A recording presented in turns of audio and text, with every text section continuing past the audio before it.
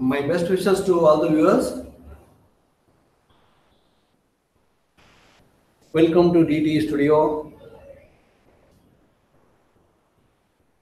run by, executed by Director of Technical Education in Karnataka, Bengaluru.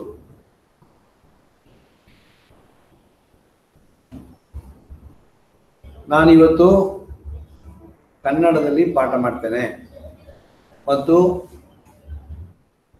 ನಮ್ಮ ತಾಂತ್ರಿಕ ಶಿಕ್ಷಣ ಇಲಾಖೆ ನಡೆಸುವಂತಹ ಟಿಟಿ ಸ್ಟುಡಿಯೋದಲ್ಲಿ ನಿರ್ವಹಿಸುವಂತಹ ಸಬ್ಜೆಕ್ಟ್ಗಳಿಗೆ ಸಂಬಂಧಪಟ್ಟ ಹಾಗೆ ಸರ್ವೇಯಿಂಗ್ 2 ಅಂತ ಒಂದು ಸಬ್ಜೆಕ್ಟ್ ಅನ್ನ ನಮ್ಮ board of technical education examinations 2ನೇ ವರ್ಷದ ಪಾಲಿಟೆಕ್ನಿಕ್ ಮಕ್ಕಳಿಗೆ ನಿರ್ವಹಿಸುವಂತ ಒಂದು ಕಾರ್ಯಕ್ರಮ ಇದು. ಅದರೊಳಗಡೆ ಇವತ್ತು 19ನೇ ಕ್ಲಾಸ್ 19ನೇ ದಿವಸ ಪಾಠ ನಾವು ಸರ್ವೇಯಿಂಗ್ 2 ಅನ್ನ ಪಾಠ ಮಾಡ್ತಾ ಇದ್ದೇವೆ.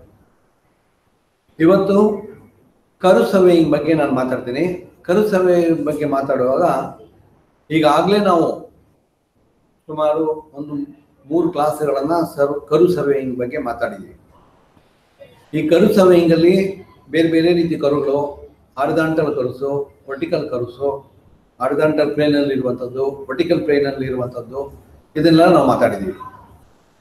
ಈಗ ಇವತ್ತು ನಾನು ಮಾತಾಡುವಂಥ ವಿಷಯ, ಇವತ್ತು ಪ್ರೆಸೆಂಟೇಷನ್ ಮಾಡುವಂಥ ವಿಷಯ ಒಂದು 6-7 ಸ್ಲೈಡ್ಸ್. ಇವತ್ತಿನವರೆಗೆ ಏನು ಮಾತಾಡಿದ್ದೀವಿ ಅದನ್ನ ಕನ್ಸಾಲಿಡೇಟ್ ಮಾಡ್ತೀನಿ. ಮತ್ತೆ ಅದರ ನಂತರ ಈ ಟ್ಯಾಂಜೆನ್ಷಿಯಲ್ ಆಂಗಲ್ ಮೆಥಡ್ ಅಲ್ಲಿ ಕರ್ವನ್ನ ಪೇಪರ್ ಇಂದ ಫೀಲ್ಡ್ಗೆ ಹೇಗೆ ಟ್ರಾನ್ಸ್ಫರ್ ಮಾಡೋದು, ಅದಕ್ಕೆ ಏನೆಲ್ಲ ನಾವು ತಿಳ್ಕೊಳ್ಬೇಕು ಅನ್ನೋದ್ರ ಬಗ್ಗೆ ನಾನು ಇವತ್ತು ವಿಚಾರಗಳನ್ನ ಡಿಸ್ಕಸ್ ಮಾಡ್ತೇನೆ ನಾನು ಇವತ್ತಿಗೆ. ಅದರಂತೆ ಈಗ 19ನೇ ಕ್ಲಾಸ್ ಇದು. ನಾನು ತುಂಬಾ ಸಾರಿ ಹೇಳ್ತಾ ಇದ್ದೀನಿ ನಮ್ಮ ಮಕ್ಕಳುಗಳು ಸ್ವಲ್ಪ ಟ್ರಿಗ್ನೋಮೆಟ್ರಿಕಲ್ ಫಂಕ್ಷನ್ಸ್ ಅಲ್ಲಿ ಸ್ವಲ್ಪ ವೀಕ್ ಇದ್ದಾರೆ. ಅದು ಕಂಡು ಬರ್ತದೆ ನಮಗೆ ನೋಡುವಾಗ, ಮಕ್ಕಳೊಟ್ಟಿಗೆ ಮಾತಾಡುವಾಗ, ಮತ್ತೆ ಮಕ್ಕಳು ಕ್ಯಾಲ್ಕುಲೇಷನ್ಸ್ ಮಾಡುವಾಗ, ಪ್ರೆಸೆಂಟೇಷನ್ ಮಾಡುವಾಗ ಇದನ್ನೆಲ್ಲ ನಾವು ನೋಟಿಸ್ ಮಾಡ್ತೀವಿ. ಆದ್ರಿಂದ ನಂದು ಒಂದು ಮನವಿ, ನಮ್ಮ ಎಲ್ಲ ಪಾಲಿಟೆಕ್ನಿಕ್ ಮಕ್ಕಳುಗಳು ಈ ಟ್ರಿಗ್ನೋಮೆಟ್ರಿಕಲ್ ಫಂಕ್ಷನ್ಸ್ ಮತ್ತೆ ಒಂದು ಟ್ರಿಗ್ನೋಮೆಟ್ರಿಯನ್ನ ಹೇಗೆ ಅನಲೈಸ್, ಒಂದು ತ್ರಿಕೋನವನ್ನ ಹೇಗೆ ನಾವು ಅನಲೈಸ್ ಮಾಡಬೇಕು, ಯಾವ ತರ ನಾವು ಅದನ್ನ ತಿಳ್ಕೊಳ್ಬೇಕು, ಏನೇನು ಅದರಲ್ಲಿ ಯಾವುದು ಅಪೋಸಿಟ್ ಸೈಡ್ ಅಂದ್ರೆ ಯಾವುದು, ಅಡ್ಜಸೆಂಟ್ ಸೈಡ್ ಅಂದ್ರೆ ಯಾವುದು, ಆಂಗಲ್ ಅಂದ್ರೆ ಯಾವ ಆಂಗಲ್, ಪರ್ಪೆಂಡಿಕ್ಯುಲರ್ ಆಂಗಲ್ ಅಂದ್ರೆ ಯಾವುದು, ರೈಟ್ ಆಂಗಲ್ ಅಂದ್ರೆ ಯಾವುದು, ಇದನ್ನೆಲ್ಲ ನಾವು ಸ್ವಲ್ಪ ಮನನ ಮಾಡಬೇಕು. ಇದಿಷ್ಟು ವಿಚಾರಗಳನ್ನ ನಾವು ಕರೆಕ್ಟ್ ತಿಳ್ಕೊಂಡ್ರೆ ನಮ್ಮ ಸರ್ವೇಯಿಂಗ್ 2 ಏನಿದೆ ಆ ಸಬ್ಜೆಕ್ಟ್ ಅನ್ನು ನಾವು ಈಸಿಯಾಗಿ ಹ್ಯಾಂಡಲ್ ಮಾಡ್ಲಿಕ್ಕೆ ನಮ್ಗೆ ಆಗ್ತದೆ. ಆದ್ರಿಂದ ಟ್ರಿಗ್ನೋಮೆಟ್ರಿಕಲ್ ಫಂಕ್ಷನ್ಸ್ಗಳ ಬಗ್ಗೆ ನಮ್ಮ ಎಲ್ಲಾ ಮಕ್ಕಳುಗಳು ಸ್ವಲ್ಪ ಗಮನ ಹರಿಸಬೇಕು ಅಂತ ನಂದೊಂದು ಸಬ್ಮಿಷನ್. ಅದರಂತೆ ಈ ಟ್ರಿಗ್ನೋಮೆಟ್ರಿಕಲ್ ಫಂಕ್ಷನ್ ಅಲ್ಲಿ ಪೈಥಾಗರಸ್ ಥಿಯರಂ ಇದೆ, ಮತ್ತೆ trigonometry ratios, that is sine theta, cos theta, tan theta, ಮತ್ತೆ ಸೈನ್ ರೂಲು, ಕಾಸ್ ರೂಲು, ಇದನ್ನ ತಿಳ್ಕೊಳ್ಬೇಕು. ಕೆಲವು ಸಾರಿ ಓದಿ ತಿಳ್ಕೊಳ್ಳಿಕ್ಕೆ ನಿಮ್ಗೆ ಆಗದೆ ಇದ್ರೆ ನಮ್ಮಲ್ಲಿ ಮ್ಯಾಥಮೆಟಿಕ್ಸ್ ಟೀಚರ್ಸ್, ಲೆಕ್ಚರರ್ಸ್ ಇದ್ದಾರೆ, ಮತ್ತೆ ಆನ್ಲೈನ್ ಅಲ್ಲಿ ತುಂಬಾ ಕ್ಲಾಸ್ಗಳು ಸಿಗ್ತಾ ಇದೆ. ಇದನ್ನು ಕೂಡ ಅದನ್ನೆಲ್ಲ ಅದನ್ನ ಸ್ವಲ್ಪ ಗಮನಿಸಿದ್ರೆ ಇದನ್ನೆಲ್ಲ ತಿಳ್ಕೊಳ್ಳಿಕ್ಕೆ ಅವಕಾಶ ಇದೆ. ನಮ್ಮ ತಾಂತ್ರಿಕ ಶಿಕ್ಷಣ ಇಲಾಖೆಯಲ್ಲಿ ಒಬ್ಬ ವಿದ್ಯಾರ್ಥಿ ಆನ್ಲೈನ್ ಒಂದು ಮ್ಯಾಥಮೆಟಿಕ್ಸ್ ಅನ್ನ ಆನ್ಲೈನ್ ಅಲ್ಲಿ ಪಾಠ ಕಲಿತು ಸುಮಾರು 95 ಮಾರ್ಕ್ ಗಳಿಸಿದ್ದಾರೆ. ಅದರಿಂದ ನೀವು ದಯಮಾಡಿ ಈ ಆನ್ಲೈನ್ ಕ್ಲಾಸಲ್ಲಿ ಅಥವಾ ಈ ಟ್ರಿಗ್ನೋಮೆಟ್ರಿಕಲ್ ಫಂಕ್ಷನ್ಸ್ ಅನ್ನ ಗಮನ ಹರಿಸಬೇಕು. ಮತ್ತೆ ಇನ್ನು ಕರು ಸರ್ವೇಯಿಂಗ್ಗೆ ಬಂದಾಗೆ ಕರು ಸರ್ವೇಯಿಂಗ್, ಈಗ ಕರು ಸರ್ವೇಯಿಂಗ್ ಅಂತ ಹೇಳಿದ್ರೆ ಕರುಸನ್ನ ಎಲ್ಲಿ ನಾವು ಕರುಸ್ಗೆ ಮತ್ತೆ ಸಿವಿಲ್ ಇಂಜಿನಿಯರ್ಸ್ಗೆ ಏನು ಸಂಬಂಧ, ಕರುಸ್ಗೆ ಮತ್ತೆ ಸಿವಿಲ್ ಇಂಜಿನಿಯರ್ಸ್ಗೆ ಸಂಬಂಧ ಏನು ಅಂತ ಹೇಳಿದ್ರೆ, ಒಂದು ರೋಡ್ ಅನ್ನ ಡಿಸೈನ್ ಮಾಡುವಾಗ, ಒಂದು ರೈಲ್ವೆ ಲೈನ್ ಅನ್ನ ಡಿಸೈನ್ ಮಾಡುವಾಗ, ಒಂದು ರೈಲ್ವೆ ಲೈನ್ ಅನ್ನ ಕನ್ಸ್ಟ್ರಕ್ಷನ್ ಮಾಡುವಾಗ, ಒಂದು ರೋಡ್ ಅನ್ನ ಕನ್ಸ್ಟ್ರಕ್ಷನ್ ಮಾಡುವಾಗ ನಾವು ಒಂದು ದಿಕ್ಕಿನಿಂದ ಹೋಗುವ ಒಂದು ದಿಕ್ಕಿನಿಂದ ಮತ್ತೊಂದು ದಿಕ್ಕಿಗೆ ನಾವು ನಮ್ಮ ಡೈರೆಕ್ಷನ್ ಪಥವನ್ನ ಬದಲಾವಣೆ ಮಾಡಬೇಕಾಗುತ್ತೆ. ಈ ಪಥವನ್ನ ಯಾವಾಗ ನಾವು ಬದಲಾವಣೆ ಮಾಡಬೇಕು ಅಂತ ಆಗುತ್ತೆ, ಆಗ ನಾವು ನಮ್ದು ವೆಹಿಕಲ್ ಸ್ಪೀಡು, ಈಗ ಗೊತ್ತಿದೆ ನಿಮ್ಗೆ, ಒಂದು ರಸ್ತೆಯಲ್ಲಿ ಎಷ್ಟು ವೆಹಿಕಲ್ಗಳು ಓಡಾಡ್ತಾ ಇದ್ದಾವೆ. ಆ ವೆಹಿಕಲ್ಗಳಿಗೆ ಫೆಸಿಲಿಟಿಯನ್ನ ಕ್ರಿಯೇಟ್ ಮಾಡೋದು ನಮ್ಮ ಸಿವಿಲ್ ಇಂಜಿನಿಯರ್ಸ್ಗಳದ್ದು ಕೆಲಸ. ರಸ್ತೆಯನ್ನ ಸುರಕ್ಷಿತ ರಸ್ತೆಗಳು, ಸುಭಿಕ್ಷವಾದ ರಸ್ತೆಗಳು, ಮತ್ತೆ ಸ್ಮೂತ್ ಡ್ರೈವಿಂಗ್ ರಸ್ತೆಗಳು ಇಂಥದನ್ನೆಲ್ಲ ಕ್ರಿಯೇಟ್ ಮಾಡೋದು ನಮ್ಮ ಜವಾಬ್ದಾರಿ. ಆ ಒಂದು ಪ್ರಯುಕ್ತ ಕರುಸನ ಎರಡು ಸ್ಟ್ರೈಟ್ಗಳ ನಡುವೆ, ಎರಡು ಸ್ಟ್ರೈಟ್ ಲೈನ್ ನಡುವೆ ನಾವು ಯಾವ ದಿಕ್ಕಲ್ಲಿ ನಾವು ಮುಂದೆ ಹೋಗ್ತಾ ಇದ್ದೀವಿ ಆ ದಿಕ್ಕಿಂದ ಇನ್ನೊಂದು ಪಥ ಬದಲಾವಣೆ ಮಾಡ್ಲಿಕ್ಕಿದ್ರೆ, ಆಗ ನಾವು ಇಲ್ಲಿ 80 ಕಿಲೋಮೀಟರ್ 100 ಕಿಲೋಮೀಟರ್ ಸ್ಪೀಡಲ್ಲಿ ಹೋಗುವಾಗ ಪಥ ಬದಲಾವಣೆ ಮಾಡಬೇಕಾದ್ರೆ 90 ಡಿಗ್ರಿಗೆ 35 ಡಿಗ್ರಿಗೆ 45 ಡಿಗ್ರಿಯಲ್ಲಿ ನಾವು ಪಥ ಬದಲಾವಣೆಯನ್ನು ಮಾಡಬೇಕು ಅಂತ ಇದ್ರೆ, ಆಗ ಆ ಪಥ ಬದಲಾವಣೆ ಮಾಡಲಿಕ್ಕೆ ನಾವು ಏನು ಮಾಡ್ತೀವಿ ಅಂತ ಹೇಳಿದ್ರೆ ಒಂದು ಕರ್ವನ್ನ ಇಂಟ್ರೊಡ್ಯೂಸ್ ಮಾಡ್ತೀವಿ. ಒಂದು ದಿಕ್ಕಿಂದ ಮತ್ತೊಂದು ದಿಕ್ಕಿಗೆ ನಾವು ಪಥವನ್ನು ಬದಲಾವಣೆ ಮಾಡಬೇಕಾದ್ರೆ, ಒಳಗಡೆಗೆ ನಾವು ಪಥವನ್ನು ಬದಲಾವಣೆ ಮಾಡಿದ್ರೆ ಅಲ್ಲಿ ಯಾವ ಕರ್ವನ್ನು ನಾವು ಇಂಟ್ರೊಡ್ಯೂಸ್ ಮಾಡ್ತೀವಿ ಅದನ್ನ ರೈಟ್ ಹ್ಯಾಂಡ್ ಕರ್ವ್ ಅಂತ ಕರೀತೀವಿ. ಒಂದು ವೇಳೆ ಎಡಗಡೆಗೆ ನಾವು ಪಥವನ್ನು ಬದಲಾವಣೆ ಮಾಡಿದ್ರೆ ನಾವು ಅದನ್ನ ಲೆಫ್ಟ್ ಹ್ಯಾಂಡ್ ಕರ್ವ್ ಅಂತ ಕರೀತೀವಿ. ಎರಡು ಸ್ಟ್ರೈಟ್ ಲೈನ್ ನಡುವೆ ಒಂದು ಸಮರ್ಪಕವಾದ ಒಂದು ಕರ್ವನ್ನ ನಾವು ನಿರ್ವಹಣೆ ಮಾಡುವಂಥದ್ದು, ಅದನ್ನ ನಾವು ಕರ್ವ್. ಈಗ ರಸ್ತೆ ಅಂತ ಹೇಳಿದ ಕೂಡಲೇ ನಿಮ್ಗೆ ಹೇಳ್ಬೋದು ಒಂದು 10 ಸೆಂಟಿಮೀಟರ್ ಒಂದು ಸರ್ಕಲ್ ಹಾಕಿಕೊಡಿ ಹಾಕಿಕೊಡಿ ಅಂತ ಹೇಳಿದ ಕೂಡಲೇ ನಿಮ್ದು ಇನ್ಸ್ಟ್ರೂಮೆಂಟ್, ಡ್ರಾಯಿಂಗ್ ಇನ್ಸ್ಟ್ರೂಮೆಂಟ್ ತಗೊಳ್ತೀರಿ, ಒಂದು ವೈಟ್ ಶೀಟ್ ತಗೊಳ್ತೀರಿ, ಅದರಲ್ಲಿ ನಿಮಗೆ ಮಾಡಿ ನಮಗೆ ಕೊಡ್ಲಿಕ್ಕೆ ಆಗ್ತದೆ. ಆದ್ರೆ ಅದೇ 100 ಮೀಟರ್ದು ಒಂದು ಕರ್ವ್ ಡ್ರಾ ಮಾಡಿ ಅಂತ ಹೇಳಿದ ಕೂಡಲೇ ಸ್ವಲ್ಪ ಯೋಚನೆ ಮಾಡಬೇಕಾಗ್ತದೆ. ಈಗ 500 ಮೀಟರ್ದು ಕರ್ವ್ ರೇಡಿಯಸ್ ಇರುವಂತಹ ಒಂದು ಕರ್ವನ್ನ ನೀವು ಡ್ರಾ ಮಾಡಿ ಅಂತ ಹೇಳಿದ್ರೆ ನಾವು ಯೋಚನೆ ಮಾಡಬೇಕಾಗ್ತದೆ. ಈಗ ರಸ್ತೆ ನಿರ್ಮಾಣ ಮಾಡುವಾಗ ನಮಗೆ 100 ಮೀಟರ್ದು ಕರ್ವ್ ಇರ್ಬೋದು, ರೇಡಿಯಸ್ ಕರ್ವ್ ಇರ್ಬೋದು, 500 ಮೀಟರ್ದು ರೇಡಿಯಸ್ ಕರ್ವ್ ಇರ್ಬೋದು, 1.5 ಕಿಲೋಮೀಟರ್ದು ರೇಡಿಯಸ್ ಕರ್ವ್ ಇರ್ಬೋದು. ಅದನ್ನ ಪೇಪರ್ ಇಂದ ನಮಗೆ ಫೀಲ್ಡ್ಗೆ ಹೇಗೆ ಟ್ರಾನ್ಸ್ಫರ್ ಮಾಡೋದು ಅನ್ನುವ ವಿಚಾರಗಳನ್ನು ನಾವು ಇದರೊಳಗಡೆ ವಿಮರ್ಶೆ ಮಾಡ್ತೀವಿ. ಅದಕ್ಕೋಸ್ಕರ ಅದರ ಪ್ರಯುಕ್ತ ಸಿವಿಲ್ ಇಂಜಿನಿಯರ್ಸ್ ಆದವರಿಗೆ ಇದ್ರ ಬಗ್ಗೆ ತುಂಬಾ ಮಾಹಿತಿಗಳು ಗೊತ್ತಿರಬೇಕು. ಇದು ನಮ್ಮ ಕರ್ವ್ ಮತ್ತೆ ಸಿವಿಲ್ ಇಂಜಿನಿಯರ್ಗೆ ಇರುವಂತಹ ಸಂಬಂಧ. ಅದಕ್ಕೆ ಕರ್ವನ್ನ ನಾವು ಒಂದು 100 ಮೀಟರ್ದು 200 ಮೀಟರ್ದು ರೇಡಿಯಸ್ ಕರ್ವನ್ನ ತಗೊಂಡೋಗಿ ನಾವು ಫೀಲ್ಡಲ್ಲಿ ಹೀಗೆ ಪ್ಲೇಸ್ ಮಾಡ್ಲಿಕ್ಕೆ ಆಗುದಿಲ್ಲ.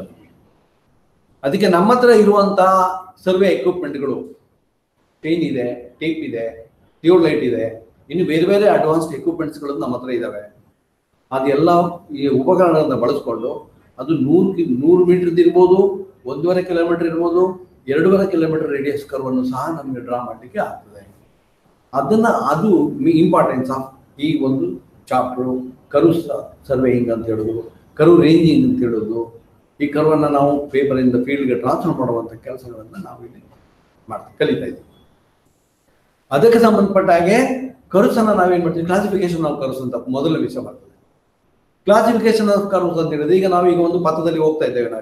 ಈಗ ಒಂದು ಪಥದಲ್ಲಿ ಹೋಗುವಾಗ ನಾವು ಬಲಗಡೆ ತಗೊಳ್ತೇವೆ. ಇದು ಹಾರಿಜಾಂಟಲ್ ಪ್ಲೇನ್. ಹಾರಿಜಾಂಟಲ್ ಪ್ಲೇನ್ ಅಲ್ಲಿ ದಿಕ್ಕನ್ನು ಬದಲಾಯಿಸಲು ಎಡಗಡೆಗೆ ಅಥವಾ ಬಲಗಡೆಗೆ, ಇದು ದಿಕ್ಕನ್ನು ಬದಲಾಯಿಸುವಂತದ್ದಕ್ಕೆ ಹಾರಿಜಾಂಟಲ್ ಪ್ಲೇನ್ ಅಲ್ಲಿ ನಮ್ಮ ಡೈರೆಕ್ಷನ್ ಚೇಂಜ್ ಮಾಡ್ತೀವಿ. ಹಾರಿಜಾಂಟಲ್ ಪ್ಲೇನ್ ಅಲ್ಲಿ ನಮ್ಮ ಡೈರೆಕ್ಷನ್ ಚೇಂಜ್ ಮಾಡೋದನ್ನ ನಾವು ಹಾರಿಜಾಂಟಲ್ ಕರ್ವ್ಸ್ ಅಂತ ಕರಿತೀವಿ.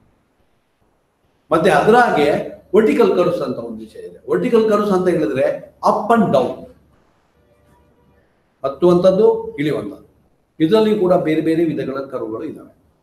ಅದು ಪ್ರಯುಕ್ತ ನೋಡಿ, ಈಗ curves horizontal curves, vertical curves. ಈ ಹಾರಿಜಾಂಟಲ್ ಕರ್ವ್ಸ್ ಅಲ್ಲಿ ಸಿಂಪಲ್ ಕರ್ವ್ ಅಂತ ಒಂದು ವಿಷಯ. ಸಿಂಪಲ್ ಕರ್ವ್ ಅಂತ ಹೇಳಿದ್ರೆ ಒಂದು ಸರ್ಕಲ್ದು ಒಂದು ಪಾರ್ಟ್ ಅನ್ನು ತಗೊಂಡು ಅದನ್ನ 2 ಸ್ಟ್ರೈಟ್ ಲೈನ್ಗಳ ನಡುವೆ, 2 ಸ್ಟ್ರೈಟ್ಗಳ ನಡುವೆ ಅದನ್ನ ಬಳಸುವಂಥದ್ದು. ಇಡೀ ಕರ್ವನ್ನ ನಾವು ತಗೊಂಡೋಗಿ ಒಂದು ರೇಡಿಯಸ್ ಇರುವಂತಹ ಒಂದು ಸರ್ಕಲ್ ಅನ್ನು ತಗೊಂಡೋಗಿ ನಾವು ಅಲ್ಲಿ ಮಾಡೋದಿಲ್ಲ. ಒಂದು ಪಾರ್ಟ್, ಆ ಪಾರ್ಟ್ ಎಷ್ಟಿರ್ಬೇಕು, ಹೇಗೆ ಇರಬೇಕು, ಯಾವ ತರ ಅದನ್ನ ನೀವು ಇಂಟ್ರೊಡ್ಯೂಸ್ ಮಾಡಬೇಕು ಅದನ್ನ ಡಿಸೈಡ್ ಮಾಡೋದು ಎಂಜಿನಿಯರ್. ಅದು ಯಾವ ತರ ಡಿಸೈಡ್ ಮಾಡ್ತಾರೆ ಅಂತ ಹೇಳಿದ್ರೆ, ಅದು ರೋಡ್ ಬಿಡ್ತಿ ಎಷ್ಟು ದೊಡ್ಡದಿದೆ, ಯಾವ ಸ್ಪೀಡಲ್ಲಿ ಆ ವೆಹಿಕಲ್ ಡಿಸೈನ್, ಆ ರೋಡನ್ನು ನೀವು ಯಾವ ಸ್ಪೀಡ್ಗೆ ನೀವು ರೋಡನ್ನು ಡಿಸೈನ್ ಮಾಡ್ತೀರಿ, ಯಾವ ಟೈಪ್ ಆಫ್ ರಸ್ತೆ, ಅದು ಹಳ್ಳಿ ರಸ್ತೆನಾ ಅಥವಾ ತಾಲೂಕು ಲೆವೆಲ್ದು ರಸ್ತೆನಾ, ಸ್ಟೇಟ್ ಹೈವೇನಾ ಅಥವಾ ನ್ಯಾಷನಲ್ ಹೈವೇಯಾ ಅಥವಾ ರೈಲ್ವೆ ಲೈನಾ, ಇದನ್ನ ತಿಳ್ಕೊಂಡು ನೀವುಗಳು ಇಂಜಿನಿಯರ್ ಆದವರು ಇದನ್ನ ಡಿಸೈಡ್ ಮಾಡ್ತಾರೆ. ಕರ್ವ್ದು ಲೆಂತ್ ಎಷ್ಟಿರಬೇಕು, ಅದ್ರದ್ದು ರೇಡಿಯಸ್ ಇರಬೇಕು, ಇದನ್ನ ಡಿಸೈಡ್ ಮಾಡೋದು ಎಂಜಿನಿಯರ್ಸ್.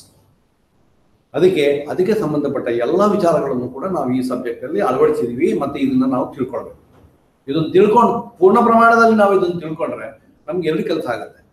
ಮೊದಲನೇ ಕೆಲಸ ಏನು ಅಂತ ಹೇಳಿದ್ರೆ, ನಮ್ಗೆ ಒಳ್ಳೆ ಮಾರ್ಕ್ ತೆಗಿಲಿಕ್ಕೆ ಅವಕಾಶ ಆಗುತ್ತೆ ಅಕಾಡೆಮಿಕ್ ಸೈಡ್ ಇಂದ.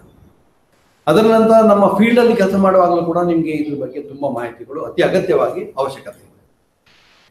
ಹಾಗೆ ಹಾರಿಜಾಂಟಲ್ ಸಿಂಪಲ್ ಕರ್ವ್ ಅಂತ ಹೇಳಿದ್ರೆ ಒಂದು ಕರ್ವ್ ಒಂದೇ ಒಂದು ಪಾರ್ಟ್, ಒಂದು ಕರ್ವ್ ಒಂದು ಪಾರ್ಟ್, ಒಂದು small portion of the circle, ಒಂದು small portion of the circle, ಅದನ್ನು ತಗೊಂಡು ನಾವು ಅದನ್ನ ಎರಡು ಸ್ಟ್ರೈಟ್ ಲೈನ್ಗಳ ನಡುವೆ ಇಂಟ್ರೊಡ್ಯೂಸ್ ಮಾಡೋದು, ಹ್ಯಾವಿಂಗ್ ಸೇಮ್ ರೇಡಿಯಸ್ ಒಂದೇ ಒಂದು. ಮತ್ತೊಂದು ಕಾಂಪೌಂಡ್ ಕರ್ವ್ ಅಂತ ಒಂದು ವಿಷಯ ಇದೆ. ಕಾಂಪೌಂಡ್ ಕರ್ವ್ ನೋಡಿ, ಇದು ಹಾರಿಜಾಂಟಲ್ ಕರ್ವ್ಸ್ ಅಲ್ಲಿ ವಿಧಗಳು. ಇದು ಸಿಂಪಲ್ ಕರ್ವ್. ಸಿಂಪಲ್ ಕರ್ವ್ ಅಂತ ಹೇಳಿದ್ರೆ ರೇಡಿಯಸ್ ಒಂದು ಪಾಯಿಂಟ್ ಇಂದ ಮತ್ತೊಂದು ಪಾಯಿಂಟ್ಗೆ. ಇದು ಸರ್ಕಲ್ದು ಈ ರೇಡಿಯಸ್ ಸರ್ಕಲ್ದು ಒಂದು ಪಾರ್ಟ್ ಅನ್ನು ತೆಗೆದು ಇಂಟ್ರೊಡ್ಯೂಸ್ ಮಾಡಿದ್ದೀವಿ. ನಾವು ಇಲ್ಲಿಂದ ಹೋಗ್ತಾ ಇದೀವಿ ABC, ಇದು ನಮ್ದು ಪಾತ್ ಡೈರೆಕ್ಷನ್, ನಾವು ನಮ್ದು ಮೂವ್ಮೆಂಟ್ ಡೈರೆಕ್ಷನ್. ಮತ್ತೆ ಇಲ್ಲಿ ಬಂದ್ರೆ ಇನ್ನೊಂದು ಮೆಥಡ್ ಅಂತ ಹೇಳಿದ್ರೆ ಕಾಂಪೌಂಡ್ ಕರ್ವ್ ಅಂತ ಹೇಳುತ್ತದೆ. ಈ ಕಾಂಪೌಂಡ್ ಕರ್ವ್ ಅಂತ ಹೇಳುವ ವಿಷಯ ಏನಂತ ಹೇಳಿದ್ರೆ ಅದೇ ಎರಡು ಸಿಂಪಲ್ ಕರ್ವ್ ಇರ್ತದೆ. ಎರಡು ಸಿಂಪಲ್ ಕರ್ವ್ ಇರುತ್ತೆ. ಎರಡು ಸಿಂಪಲ್ ಕರ್ವ್, ಇದನ್ನ ಒಂದು ಸಿಂಪಲ್ ಕರ್ವ್, ಇದು ಇನ್ನೊಂದು ಸಿಂಪಲ್ ಕರ್ವ್. ಈ ಒಂದು ಸಿಂಪಲ್ ಕರ್ವ್ ಅಲ್ಲಿ ರೇಡಿಯಸ್ ಇದಕ್ಕಿಂತ ಇದು ಜಾಸ್ತಿ ಇರ್ಬೋದು ಅಥವಾ ಇದಕ್ಕಿಂತ ಇದು ಜಾಸ್ತಿ ಇರ್ಬೋದು, ಹೇಗೆ ಬೇಕಾದ್ರೂ ಆಗ್ಬೋದು. ಅದನ್ನು ಕೂಡ ಡಿಸೈಡ್ ಮಾಡೋದು engineers, depending upon the topography and the type of the road. ಯಾವ ತರದ ರಸ್ತೆಯನ್ನು ನೀವು ನಿರ್ಮಾಣ ಮಾಡ್ತೀರಿ ಅದ್ರ ಮೇಲೆ ಡಿಪೆಂಡ್ ಆಗ್ತದೆ. ಮತ್ತೆ ಇನ್ನೊಂದು ಟೈಪ್ ಕರ್ವ್ ಅಂತ ಹೇಳಿದ್ರೆ ಇದು ರಿವರ್ಸ್ ಕರ್ವ್ ಅಂತ ಹೇಳೋದು. ಇದಕ್ಕೆ ಈ ರಿವರ್ಸ್ ಕರ್ವ್ ಅಂತ ಹೇಳಿದ್ರೆ ಇದು ಕೂಡ ಮೇಡಪ್ಪ ಎರಡು ಸಿಂಪಲ್ ಕರ್ವ್ ಒಟ್ಟು ಸೇರಿ ಒಂದು ರಿವರ್ಸ್ ಕರ್ವ್ ಆಗಿದೆ. ಇದರೊಳಗಡೆ ಇದಕ್ಕೆ ಮತ್ತೆ ಇದಕ್ಕೆ ಇದು ಎರಡು ಸಿಂಪಲ್ ಕರ್ವ್ ಇದೆ, ಇಲ್ಲೂ ಎರಡು ಸಿಂಪಲ್ ಕರ್ವ್ ಇದೆ. ಇದಕ್ಕೆ ಮತ್ತೆ ಇದಕ್ಕೆ ವ್ಯತ್ಯಾಸ ಏನು ಅಂತ ಹೇಳಿದ್ರೆ ಈ ಎರಡು ಸಿಂಪಲ್ ಕರ್ವ್ ಸೆಂಟರ್ ಒಂದೇ ಕಡೆ ಇದೆ. ಆದ್ರೆ ಇದರಲ್ಲಿ ಈ ಸಿಂಪಲ್ ಕರ್ವ್ ಅಲ್ಲಿ ಎರಡು simple curve centre opposite side ಇದೆ, ಅಷ್ಟೇ ವ್ಯತ್ಯಾಸ. ಅದಕ್ಕೆ ಮತ್ತೆ ಇದಕ್ಕೆ ಎಸ್ ಕರ್ವ್ ಅಂತ ಹೇಳ್ತೀವಿ, ರಿವರ್ಸ್ ಕರ್ವ್ ಅಂತ ಹೇಳ್ತೀವಿ, ಸರ್ಪಂಟೈನ್ ಕರ್ವ್ ಅಂತಾನೂ ಕರಿತೀವಿ. ಮತ್ತೆ ಇನ್ನೊಂದು ಟೈಪ್ ಕರ್ವ್ ಇದೆ. ಇದು ಕರ್ವ್ ಏನು ಅಂತ ಹೇಳಿದ್ರೆ ಇದನ್ನ ಟ್ರಾನ್ಸಿಷನ್ ಕರ್ವ್ ಅಂತ ಹೇಳೋದು. ಈ ಪೋರ್ಷನ್ ಒಂದು simple curve, it is connected with ಇದು ಸಿಂಪಲ್ ಕರ್ವ್ ಅನ್ನ ಬಿಗಿನಿಂಗ್ ಅಲ್ಲಿ, ಕರ್ವ್ ಬಿಗಿನಿಂಗ್ ಅಲ್ಲಿ ಮತ್ತೆ ಕರ್ವ್ ಎಂಡ್ ಅಲ್ಲಿ, ಕರ್ವ್ ಬಿಗಿನಿಂಗ್ ಮತ್ತೆ ಕರ್ವ್ ಎಂಡ್ ಅಲ್ಲಿ ನಾವು ಈಗ ಟ್ರಾನ್ಸಿಷನ್ ಕರ್ವ್ ಅನ್ನೋದನ್ನ ನಾವು ಇಂಟ್ರೊಡ್ಯೂಸ್ ಮಾಡ್ತೀವಿ. ಅದು ಹೇಗೆ ಅಂತ ಹೇಳಿ ಯಾಕೆ ಇದ್ರದ್ದು ವಿಶೇಷತೆ ಏನು ಅಂತ ಹೇಳಿದ್ರೆ ಇಲ್ಲಿ ಈ ಕರ್ವ್ಗೆ ಈ ಸಿಂಪಲ್ ಕರ್ವ್ಗೆ ಇಲ್ಲೊಂದು ರೇಡಿಯಸ್ ಇದೆ. ಈ ಸಿಂಪಲ್ ಕರ್ವ್ ರೇಡಿಯಸ್ ಇದು. ನೆಕ್ಸ್ಟ್ ಈ ಟ್ರಾನ್ಸಿಷನ್ ಕರ್ವ್ ಅಂತ ಹೇಳಿದ್ರೆ ಇದು ವೇರಿಯಿಂಗ್ ರೇಡಿಯಸ್. ಈ ಕರ್ವ್ ರೇಡಿಯಸ್ ವೇರಿಯಿಂಗ್, ಇದು ಇನ್ಫಿನಿಟಿ ಅಂದ್ರೆ ರೇಡಿಯಸ್ ಇಲ್ಲ, ಅದಕ್ಕೆ ಉದ್ದ ಪರ್ಪೆಂಡಿಕ್ಯುಲರ್ ಲೈನ್. ಇದು ನಾನು ಒಂದು ಲೈನ್ಗೆ ಇದು ರೇಡಿಯಸ್. ಇಲ್ಲಿ ಇದು ರೇಡಿಯಸ್, ಇದು ರೇಡಿಯಸ್ ಆಫ್ ದಿಸ್ ಈ ಸಿಂಪಲ್ ಕರ್ವ್ ರೇಡಿಯಸ್ ಇದು. ನೆಕ್ಸ್ಟ್ ಪಾಯಿಂಟ್ ವರೆಗೆ ಈ ರೇಡಿಯಸ್ ಗಿಂತ ಈ ಪಾಯಿಂಟ್ ಇದು ಒಂದು ಸ್ವಲ್ಪ ಜಾಸ್ತಿ ಇರುತ್ತೆ. ಅದನ್ನ ನೆಕ್ಸ್ಟ್ ಪಾಯಿಂಟ್ ಹೋದ್ರೆ ಇನ್ನೊಂದು ಸ್ವಲ್ಪ ಜಾಸ್ತಿ ಇರುತ್ತೆ, ಅದ್ರ ಪಾಯಿಂಟ್ ಹೋದ್ರೆ ಇನ್ನೊಂದು ಸ್ವಲ್ಪ ಜಾಸ್ತಿ ಇರ್ತದೆ. ಹೀಗೆ ಒಂದು ಪಾಯಿಂಟ್ ಇಂದ ಮತ್ತೊಂದು ಪಾಯಿಂಟ್ಗೆ ಲಾಸ್ಟ್ ಪಾಯಿಂಟ್ ಮುಟ್ಟುವರೆಗೆ ನಮಗೆ ರೇಡಿಯಸ್ ಚೇಂಜ್ ಆಗ್ತಾ ಇರ್ತದೆ. ಒಂದು curve having varying radius change ಆಗ್ತಾ ಇರುತ್ತೆ. ಆ ರೇಡಿಯಸ್ ಚೇಂಜ್ ಆಗ್ತಾ ಇರುವಂತ ಒಂದು ಕರ್ವ್ಗೆ ನಾವು ಟ್ರಾನ್ಸಿಷನ್ ಕರ್ವ್ ಅಂತ ಹೇಳ್ತೀವಿ. ಇದು ಟ್ರಾನ್ಸಿಷನ್ ಕರ್ವ್ ಅಂತ ಹೇಳಿದ್ರೆ ಟ್ರಾನ್ಸಿಷನ್ ಕರ್ವ್ ಒಂದು ಸ್ಟ್ರೈಟ್ ಲೈನ್ ಇರ್ತದೆ, ಮತ್ತೊಂದು ಕರ್ವ್ ಇರ್ತದೆ. ಒಂದು ಸ್ಟ್ರೈಟ್ ಲೈನ್ ಮತ್ತೊಂದು ಕರ್ವ್. ಈ ಸ್ಟ್ರೈಟ್ ಲೈನ್ ಮತ್ತು ಕರ್ವ್ ಎರಡರ ನಡುವೆ ನಾವು ಇದನ್ನ ಇಂಟ್ರೊಡ್ಯೂಸ್ ಮಾಡ್ತೀವಿ. ಯಾಕೆ ಅಂತ ಹೇಳಿದ್ರೆ ಇದನ್ನ ಮ್ಯಾಚ್ ಮಾಡಲಿಕ್ಕೆ. ಇಲ್ಲಿ ಸ್ಟ್ರೈಟ್ ಲೈನ್ ಇರ್ತದೆ, ಇಲ್ಲಿ ಕರ್ವ್ ಇರ್ತದೆ. ಇದು ಸ್ಟ್ರೈಟ್ ಲೈನು ಮತ್ತು ಇಲ್ಲಿ ಕರ್ವ್. ಈ ಸ್ಟ್ರೈಟ್ ಲೈನ್ ಮತ್ತು ಕರ್ವ್ ಎರಡರ ನಡುವೆ ಇದನ್ನ ಇಂಟ್ರೊಡ್ಯೂಸ್ ಮಾಡ್ತೀವಿ. ಯಾಕಂತ ಹೇಳಿದ್ರೆ ಇಲ್ಲಿ 0 ರೇಡಿಯಸ್ ಅಥವಾ ಇನ್ಫಿನಿಟಿ ರೇಡಿಯಸ್ ಇರ್ತದೆ, ಇಲ್ಲೊಂದು ಡೆಫಿನೆಟ್ ರೇಡಿಯಸ್ ಇರ್ತದೆ. ಅದ್ರದ್ದು ಮೂಲ ಉದ್ದೇಶ ಏನು ಅಂತ ಹೇಳಿದ್ರೆ ಈಗ ಸ್ಟ್ರೈಟ್ ರೋಡ್ ಅಂತ ಹೇಳಿದ್ರೆ ಸೂಪರ್ ಎಲಿವೇಶನ್ ಅಂತ ಒಂದು ವಿಷಯ ಇರುತ್ತದೆ. ಸೂಪರ್ ಎಲಿವೇಶನ್ ಅಂತ ಹೇಳಿದ್ರೆ ಔಟರ್ ಎಡ್ಜ್ ನಾವು ರೈಸ್ ಮಾಡ್ತೀವಿ ರೋಡ್ ಕನ್ಸ್ಟ್ರಕ್ಷನ್ ಮಾಡುವಾಗ. ನಾವು ಯಾವಾಗಲೂ ಪಥ ಬದಲಾವಣೆ ಮಾಡುವಾಗ ಎಡಬದಿ ಯಾವಾಗಲೂ ಎತ್ತರವಾಗಿರುತ್ತೆ. ಅದು ಯಾಕೆ ನೀವು ಬಸ್ಸಲ್ಲಿ ಕೂತ್ಕೊಳ್ಳುವಾಗ ನೋಡ್ಬೋದು, ಯಾರಾದ್ರೂ ಡ್ರೈವರ್ ನಿಮ್ಗೆ ಬಸ್ಸನ್ನ ಈಗ ಟರ್ನ್ ಮಾಡಿದ ಕೂಡಲೇ ಏನಾಗುತ್ತೆ, ನೀವು ಹೊರಗಡೆ ನಿಮ್ಮನ್ನು ದೂಡಿದಾಗೆ ಆಗುತ್ತೆ. ಅದು ಯಾಕೆ ಹೊರಗಡೆ ದೂಡಿದಾಗ ಆಗುತ್ತೆ ಅಂತ ಹೇಳಿದ್ರೆ ಅಲ್ಲಿ ಸೆಂಟ್ರಿಫ್ಯೂಗಲ್ ಫೋರ್ಸ್ ಆಕ್ಟ್ ಮಾಡ್ತಾ ಇರುತ್ತೆ. ಇದನ್ನ ಆ ಸೆಂಟ್ರಿಫ್ಯೂಗಲ್ ಫೋರ್ಸ್ ಯಾವಾಗ ಹೊರಗಡೆ ನಿಮ್ಮನ್ನು ಎಳೆದಾಗೆ ಆಗುತ್ತೆ. ಅದನ್ನ ಬ್ಯಾಲೆನ್ಸ್ ಮಾಡ್ಲಿಕ್ಕೆ, ಕೌಂಟರ್ ಆಕ್ಟ್ ಮಾಡ್ಲಿಕ್ಕೆ ನಾವೇನ್ ಮಾಡ್ತೀವಿ ಅಂತ ಹೇಳಿದ್ರೆ ಯಾವಾಗ ನಾವು ಪಥವನ್ನ ಬದಲಾವಣೆ ಮಾಡ್ಲಿಕ್ಕೆ ಪ್ರಯತ್ನ ಮಾಡ್ತೀವಿ, ಶುರು ಮಾಡ್ತೀವಿ, ಆ ಜಾಗದಲ್ಲಿ ನಾವು ಎಡಗಡೆ ಎಡ್ಜ್ ರೋಡ್ ಅನ್ನ ರೈಸ್ ಮಾಡ್ತೀವಿ. ಬಲಗಡೆ ಎಡ್ಜು ಕಮ್ಮಿ ಡೌನ್ ಇರ್ತದೆ, ಎಡಗಡೆ ಎಡ್ಜು ರೈಸ್ ಇರುತ್ತೆ. ಅಂತ ಸಂದರ್ಭದಲ್ಲಿ ಈಗ ಮೇನ್ ರೋಡ್ ಸ್ಟ್ರೈಟ್ ರೋಡ್ ಇರುತ್ತೆ. ಸ್ಟ್ರೈಟ್ ರೋಡ್ ಇರುವ ಜಾಗದಲ್ಲಿ ನಾವೇನ್ ಮಾಡ್ತೀವಿ ಅಂತ ಹೇಳಿದ್ರೆ ಪಥವನ್ನ ರೆಗ್ಯುಲರ್ ಸ್ಟ್ರೈಟ್ ಮಾಡ್ತೇವೆ. ನಾವು ಹೀಗೆ ಏನು ಮಾಡೋದಿಲ್ಲ. ನಾವು ಒಂದು ಕೇಮರ್ ಅಂತ ಒಂದು ವಿಷಯ ಇದೆ, ಕೇಮರ್ ಅನ್ನ ಪ್ರೊವೈಡ್ ಮಾಡ್ತೀವಿ. ಇದು ನೀರು ಡ್ರೈನ್ ಔಟ್ ಆಗಲಿ, ಬಿದ್ದ ಮಳೆ, ರೋಡ್ನ ಮೇಲೆ ಬಿದ್ದ ಮಳೆ ನೀರು ಹೊರಗಡೆ ಹೋಗ್ಲಿ, ಸೈಡ್ಗೆಲ್ಲ ಹೋಗ್ಲಿ ಅಂತ ಹೇಳೋ ದೃಷ್ಟಿಯಿಂದ ನಾವೀಗ ಒಂದು ಕೇಬಲ್ ಅಂತ ಮಾಡ್ತೀವಿ. ಸ್ಟ್ರೈಟ್ ರಾಡ್ ಪಾತ್ ಆದ್ರೆ ಯಾವಾಗ ನಾವು ಕರ್ವ್ ಇಂಟ್ರೊಡ್ಯೂಸ್ ಮಾಡ್ತೀವೋ, ಕರ್ವ್ ಇಂಟ್ರೊಡ್ಯೂಸ್ ಮಾಡೋ ಕೂಡಲೇ ಈ ಸೆಂಟ್ರಿಫ್ಯೂಗಲ್ ಫೋರ್ಸ್ ಅನ್ನ ಕೌಂಟರಾಕ್ಟ್ ಮಾಡಕ್ಕೆ, ಅದನ್ನ ನಲಿಫೈ ಮಾಡ್ಲಿಕ್ಕೆ, ಔಟರ್ ಸೆಂಟ್ರಿಫ್ಯೂಗಲ್ ಫೋರ್ಸ್ ಆಕ್ಟಿಂಗ್ ಅವೇ ಅದನ್ನ ಬ್ಯಾಲೆನ್ಸ್ ಮಾಡ್ಲಿಕ್ಕೋಸ್ಕರ ನಾವೇನ್ ಮಾಡ್ತೀವಿ, ರೋಡ್ ಅನ್ನ ಈಗ ರೈಸ್ ಮಾಡ್ತೀವಿ. ಈಗ ಇಲ್ಲಿ 0 ಇರ್ತದೆ, ಇಲ್ಲಿ ರೈಸ್, ಇಲ್ಲಿ ಸೂಪರ್ ಎಲಿವೇಶನ್ ಇರುವುದಿಲ್ಲ, ಇಲ್ಲಿ ಕರ್ವ್ ಬರುವಾಗ ಸೂಪರ್ ಎಲಿವೇಶನ್, ಆದ್ರಿಂದ ರೋಡ್ ಈಗ ಇಲ್ಲಿ ಎಡ್ಜ್ ಫಾರ್ಮ್ ಆಗ್ತವೆ. ಅದನ್ನ ಬ್ಯಾಲೆನ್ಸ್ ಮಾಡ್ಲಿಕ್ಕೋಸ್ಕರ ನಾವೇನ್ ಮಾಡ್ತೀವಿ ಅಂದ್ರೆ ಸ್ಟ್ರೈಟ್ ಲೈನ್ ಮತ್ತು ಕರ್ವ್, ಇದು ಎರಡರ ನಡುವೆ ನಾವು ಟ್ರಾನ್ಸಿಷನ್ ಕರ್ವ್ ಅನ್ನ ಪ್ರೊವೈಡ್ ಮಾಡ್ತೀವಿ. ಅದೇ ತರ ಕರ್ವ್ ಎಂಡ್ ಆದ್ಮೇಲೆ ಇನ್ನೊಂದ್ ಸಾರಿ ಈ ಕಡೆ ಇಲ್ಲಿಯೂ ಸಹ ಟ್ರಾನ್ಸಿಷನ್ ಕರ್ವ್ ಅನ್ನ ನಾವು ಇಂಟ್ರೊಡ್ಯೂಸ್ ಮಾಡ್ತೀವಿ. ಇದನ್ನೆಲ್ಲ ಎಲ್ಲಿ ನಾವು ಮಾಡ್ತೀವಿ ಅಂತ ಹೇಳಿದ್ರೆ, ಈಗ ರೈಲ್ವೆಲ್ಲಿ ಇದನ್ನೆಲ್ಲ ಕಂಪಲ್ಸರಿ ಮಾಡ್ಬೇಕು ನಾವು. ಯಾಕಂತ ಹೇಳಿದ್ರೆ ವೆಹಿಕಲ್ ಸ್ಪೀಡ್ ಮೇಂಟೈನ್ ಮಾಡ್ಬೇಕು ಅಂತ ಹೇಳಿದ್ರೆ ಅದನ್ನ ಪ್ರೊವೈಡ್ ಮಾಡ್ಬೇಕು. ಸೂಪರ್ ಎಲಿವೇಶನ್ ಬ್ಯಾಲೆನ್ಸ್ ಮಾಡ್ಬೇಕು ಅಂತ ಇದ್ರೆ ಅದನ್ನ ಮಾಡ್ಬೇಕಾಗುತ್ತೆ. ಮತ್ತೆ ನ್ಯಾಷನಲ್ ಹೈವೇ, ದೊಡ್ಡ ಹೈವೇಗಳನ್ನು ನಿರ್ಮಾಣ ಮಾಡುವಾಗ, ಸ್ಟೇಟ್ ಹೈವೇಗಳನ್ನ ನಿರ್ಮಾಣ ಮಾಡುವಾಗ, ಅಂತ ದೊಡ್ಡ ರಸ್ತೆಗಳನ್ನ ನಾವು ನಿರ್ಮಾಣ ಮಾಡುವಾಗ ಇದನ್ನ ಖಂಡಿತವಾಗ್ಲೂ ನಾವು ಇದನ್ನ ಬಳಸಬೇಕು ಮತ್ತೆ ಯೂಸ್ ಮಾಡಬೇಕು. ಅವಾಗ ಏನಾಗ್ತದೆ ಅಂತ ಹೇಳಿದ್ರೆ, ಒಂದು ವೆಹಿಕಲ್ 100-120 ಕಿಲೋಮೀಟರ್ ಸ್ಪೀಡಲ್ಲಿ ಹೋಗ್ತಾ ಇರುವಂತ ವೆಹಿಕಲ್ ಅದು ಅದೇ ಸ್ಪೀಡಲ್ಲಿ ಹೋಗ್ಲಿಕ್ಕಾಗತ್ತೆ. ಮತ್ತೆ ಸ್ವಲ್ಪ ಕಮ್ಮಿ ಮಾಡಿಕೊಂಡು 100 ಕಿಲೋಮೀಟರ್ ಸ್ಪೀಡಲ್ಲಿ ಹೋಗ್ಲಿಕ್ಕೆ ಅವಕಾಶ ಆಗುತ್ತೆ. ಈ ತರ ರಸ್ತೆಗಳನ್ನ ನಿರ್ಮಾಣ ಮಾಡುತ್ತೆ. ಅದರ ಉದ್ದೇಶ ನಾವು ಈ ಎಲ್ಲಾ ತರದ ಕರ್ವ್ಗಳನ್ನ ನಾವು ತಿಳ್ಕೊಳ್ಬೇಕು. ಅದರ ಹಾಗೆ ಇನ್ನು ವರ್ಟಿಕಲ್ ಕರ್ವ್ಸ್ ಅಂತ ಹೇಳಿದ್ರೆ ಡೌನ್ವರ್ಡ್ ನೋಡಿ, ಇದು ವರ್ಟಿಕಲ್ ಕರ್ವ್ಸ್, ಅಪ್ ಗ್ರೇಡ್, ಅದು ಡೌನ್ ಗ್ರೇಡ್. ಇದನ್ನ ಇಲ್ಲಿಂದ ಇಲ್ಲಿಗೆ ಇದು ಅಪ್ ಗ್ರೇಡ್, ಲೈಕ್ ಅದು ಬೇರೆ ಬೇರೆ ರೀತಿಯಲ್ಲಿ ಅಪ್ ಡೌನ್, ಅದನ್ನ ನೀವೇ ಡಿಸೈಡ್ ಮಾಡೋದು. ಅದು ಟೋಪೋಗ್ರಫಿ ಮೇಲೆ ಡಿಪೆಂಡ್ ಆಗುತ್ತೆ. ಈ ಕರ್ವ್ ಏನಂದ್ರೆ ವರ್ಟಿಕಲ್ ಪ್ಲೇನ್ ಅಲ್ಲಿ ಇದೆ. ಇದು ವರ್ಟಿಕಲ್ ಕರ್ವ್ ಅಂದ್ರೆ ಅಪ್, ಹೀಗೆ ಅಪ್ ಮತ್ತೆ ಡೌನ್ ವರ್ಟಿಕಲ್ ಪ್ಲೇನ್ ಅಲ್ಲಿ ಇರ್ತದೆ. ಹೀಗೆ ಬೇರೆ ಬೇರೆ ರೀತಿಯಲ್ಲ ಕರ್ವ್ಸ್ ಇದೆ. ಅದು ಸಂದರ್ಭಕ್ಕೆ ಅನುಗುಣವಾಗಿ ಮತ್ತು ನಮ್ಮ ಆ ಊರಿನ ಭೌಗೋಳಿಕ ಲಕ್ಷಣಗಳಿಗೆ ಅನುಗುಣವಾಗಿ ನಾವು ಅದನ್ನ ಡಿಸೈಡ್ ಮಾಡ್ತೀವಿ. ಇದನ್ನೆಲ್ಲ ಡಿಸೈಡ್ ಮಾಡಿದ ಯಾರು ಅಂದ್ರೆ ಇಂಜಿನಿಯರ್ಸ್ ಡಿಸೈಡ್ ಮಾಡ್ತಾರೆ. ಇನ್ನು ಈ ಕರ್ವ್ ಸರ್ವೇಯಿಂಗ್ ಅಂತ ಹೇಳಿದ್ರೆ, ಕರ್ವ್ಸ್ ಅನ್ನ ತಿಳ್ಕೊಳ್ಳುವ ಕರ್ವ್ ಬಗ್ಗೆ ಚೆನ್ನಾಗಿ ನಾವು ಮನನ ಮಾಡ್ಕೊಳ್ಬೇಕು. ನಮ್ಗೆ ಇದ್ರ ಬಗ್ಗೆ ಎಲ್ಲ ಪೂರ್ಣ ವಿಚಾರ ಗೊತ್ತಿರ್ಬೇಕು ಅಂತ ಹೇಳಿದ್ರೆ ನೋಡಿ, ಇದನ್ನೆಲ್ಲ ಟರ್ಮಿನಾಲಜೀಸ್ ನಾವು ಯೂಸ್ ಮಾಡ್ತೀವಿ. ಪ್ರಪಂಚದ ಯಾವ ಮೂಲೆಯಲ್ಲಿ ಯಾವ ಟೆಕ್ಸ್ಟ್ ಬುಕ್ ಅನ್ನ ನೀವು ಓಪನ್ ಮಾಡಿದ್ರು ಕೂಡ ಈ ತರ ಟರ್ಮ್ಸ್ ನಾವು ಈ ಟರ್ಮಿನಾಲಜಿಗಳನ್ನ ನಾವು ಯೂಸ್ ಮಾಡ್ತೀವಿ ಕರ್ವ್ ಸರ್ವಿಂಗ್. ಈಗ ನೋಡಿ, ಇಲ್ಲಿಂದ ಇಲ್ಲಿವರೆಗೆ ಇದನ್ನ ಸ್ಟ್ರೈಟ್ ಅಂತ ಹೇಳ್ತೀವಿ, ಸ್ಟ್ರೈಟ್ ಲೈನ್ ಇದು. ಮತ್ತೆ ಇಲ್ಲಿ ನಾವು ಇದರ ಪಥವನ್ನು ಬದಲಾವಣೆ ಮಾಡ್ಬೇಕಾಗ್ತದೆ, ಪಥವನ್ನು ಬದಲಾವಣೆ ಮಾಡ್ತೀವಿ. ಇಲ್ಲಿ ಈಗ ಎ ಡ್ಯಾಶ್ ಒಂದು ಸ್ಟ್ರೈಟ್ ಲೈನ್, ಇದು BC is another straight line. ನಾವು ಇಲ್ಲಿಂದ 100 ಕಿಲೋಮೀಟರ್ ಸ್ಪೀಡಲ್ಲಿ ಹೋಗಿ ಇಲ್ಲಿ ನಾವು 20 ಕಿಲೋಮೀಟರ್ ಸ್ಪೀಡಿಗೆ ಬಂದು ಮತ್ತೆ ಚೇಂಜ್ ಮಾಡೋಕ್ಕಾಗುದಿಲ್ಲ. ಅದಕ್ಕೋಸ್ಕರ ನಾವೇನ್ ಮಾಡ್ತೀವಿ ಅಂತ ಹೇಳಿದ್ರೆ, ಈ ಎರಡು ಸ್ಟ್ರೈಟ್ ಲೈನ್ಗಳ ನಡುವೆ ಈ ಕರ್ವ್ ಅನ್ನ ನಾವು ಪ್ರೊವೈಡ್ ಮಾಡ್ತೀವಿ. ಟರ್ಮ್ಸ್ ಅನ್ನ ನಾವು ತಿಳ್ಕೊಳ್ಬೇಕು.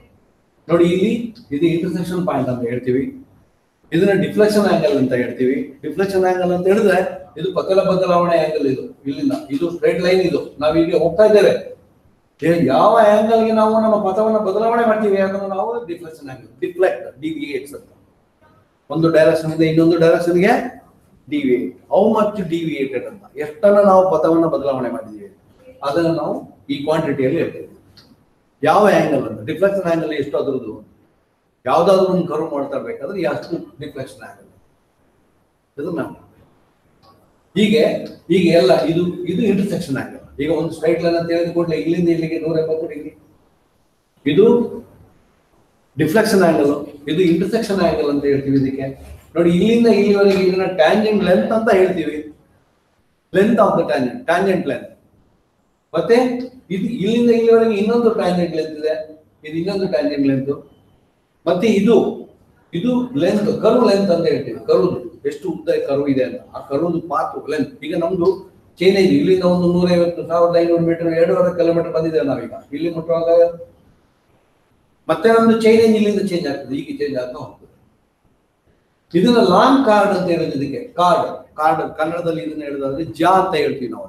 ಜಾ ಒಂದು ಸರ್ಕಲ್ಗೆ ಒಂದು ಅಡ್ಡ ಲೈನ್ ಡ್ರಾ ಮಾಡಿದ್ರೆ ಅದನ್ನು ನಾವೇನಂತ ಕರಿತೀವಿ ಕನ್ನಡದಲ್ಲಿ ಜಾ ಅಂತ.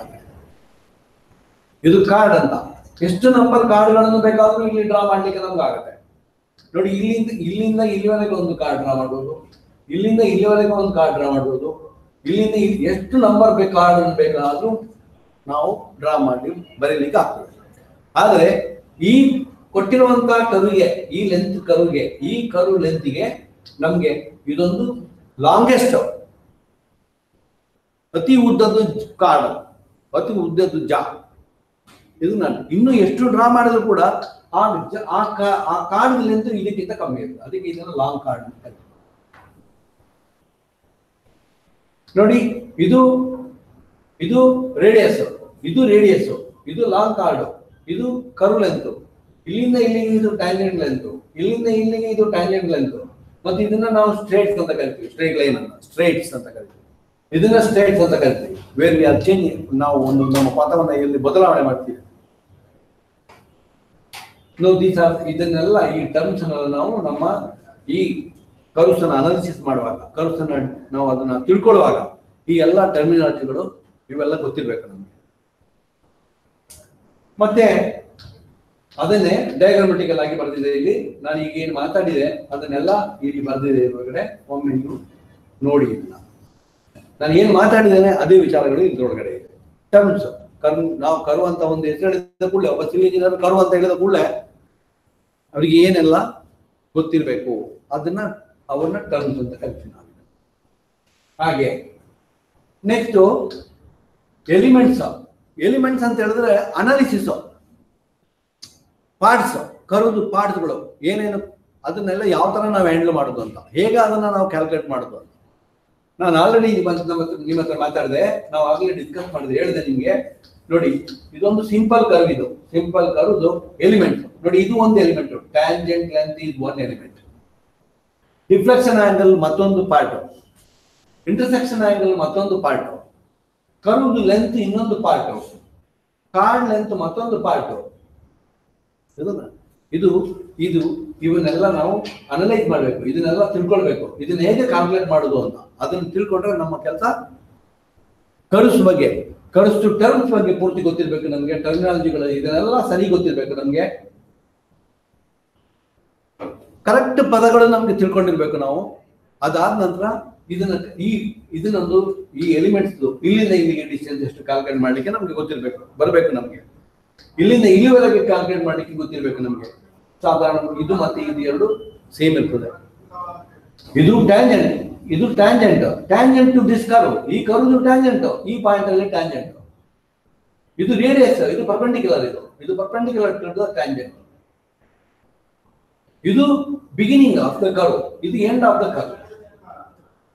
ಇದನ್ನ ಫಸ್ಟ್ ಟ್ಯಾಂಜೆಂಟ್ ಅಂತ ಕರಿತೀವಿ, ಮೊದಲನೇ ಟ್ಯಾಂಜೆಂಟ್ ಟು ದ ಕರ್ವ್ ಅಂತ ಕರಿತೀವಿ.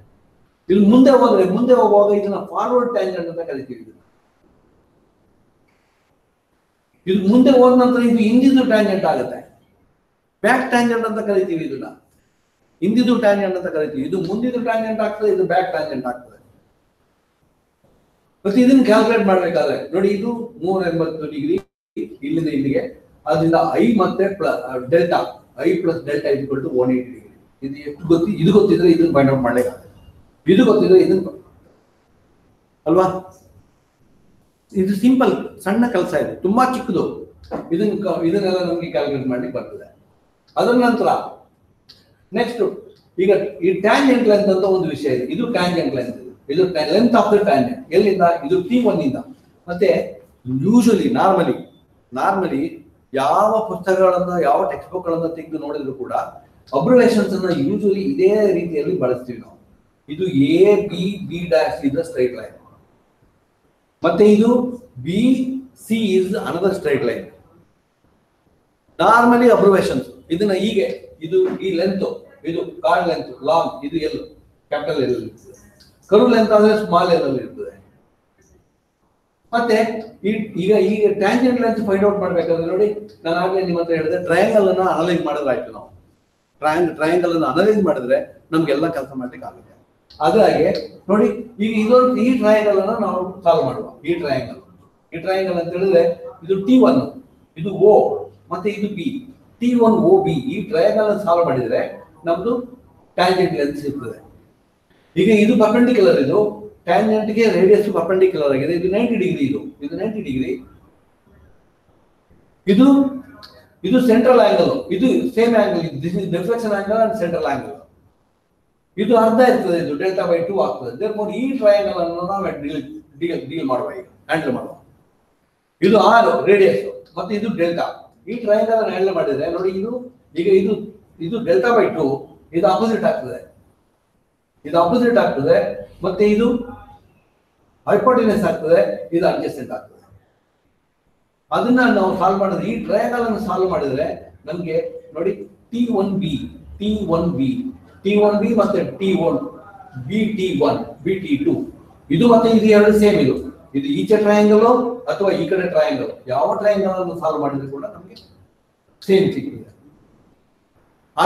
ಸಿಂಪಲ್, ಇಟ್ಸ್ ವೆರಿ ಇದನ್ನ ಈ ಟ್ರಯಾಂಗಲ್ ಅನ್ನು ಸಾಲ್ವ್ ಮಾಡಿದ್ರೆ ನಮ್ಗೆ ಇದು T1B ಏನಾಗ್ತದೆ ಅಂತ ಹೇಳಿದ್ರೆ, ಇದು T1B ಏನಾಗ್ತದೆ tan ಡೆಲ್ಟಾ ಬೈ 2 ಬರ್ತದೆ, R into tan delta by 2 ಬರ್ತದೆ.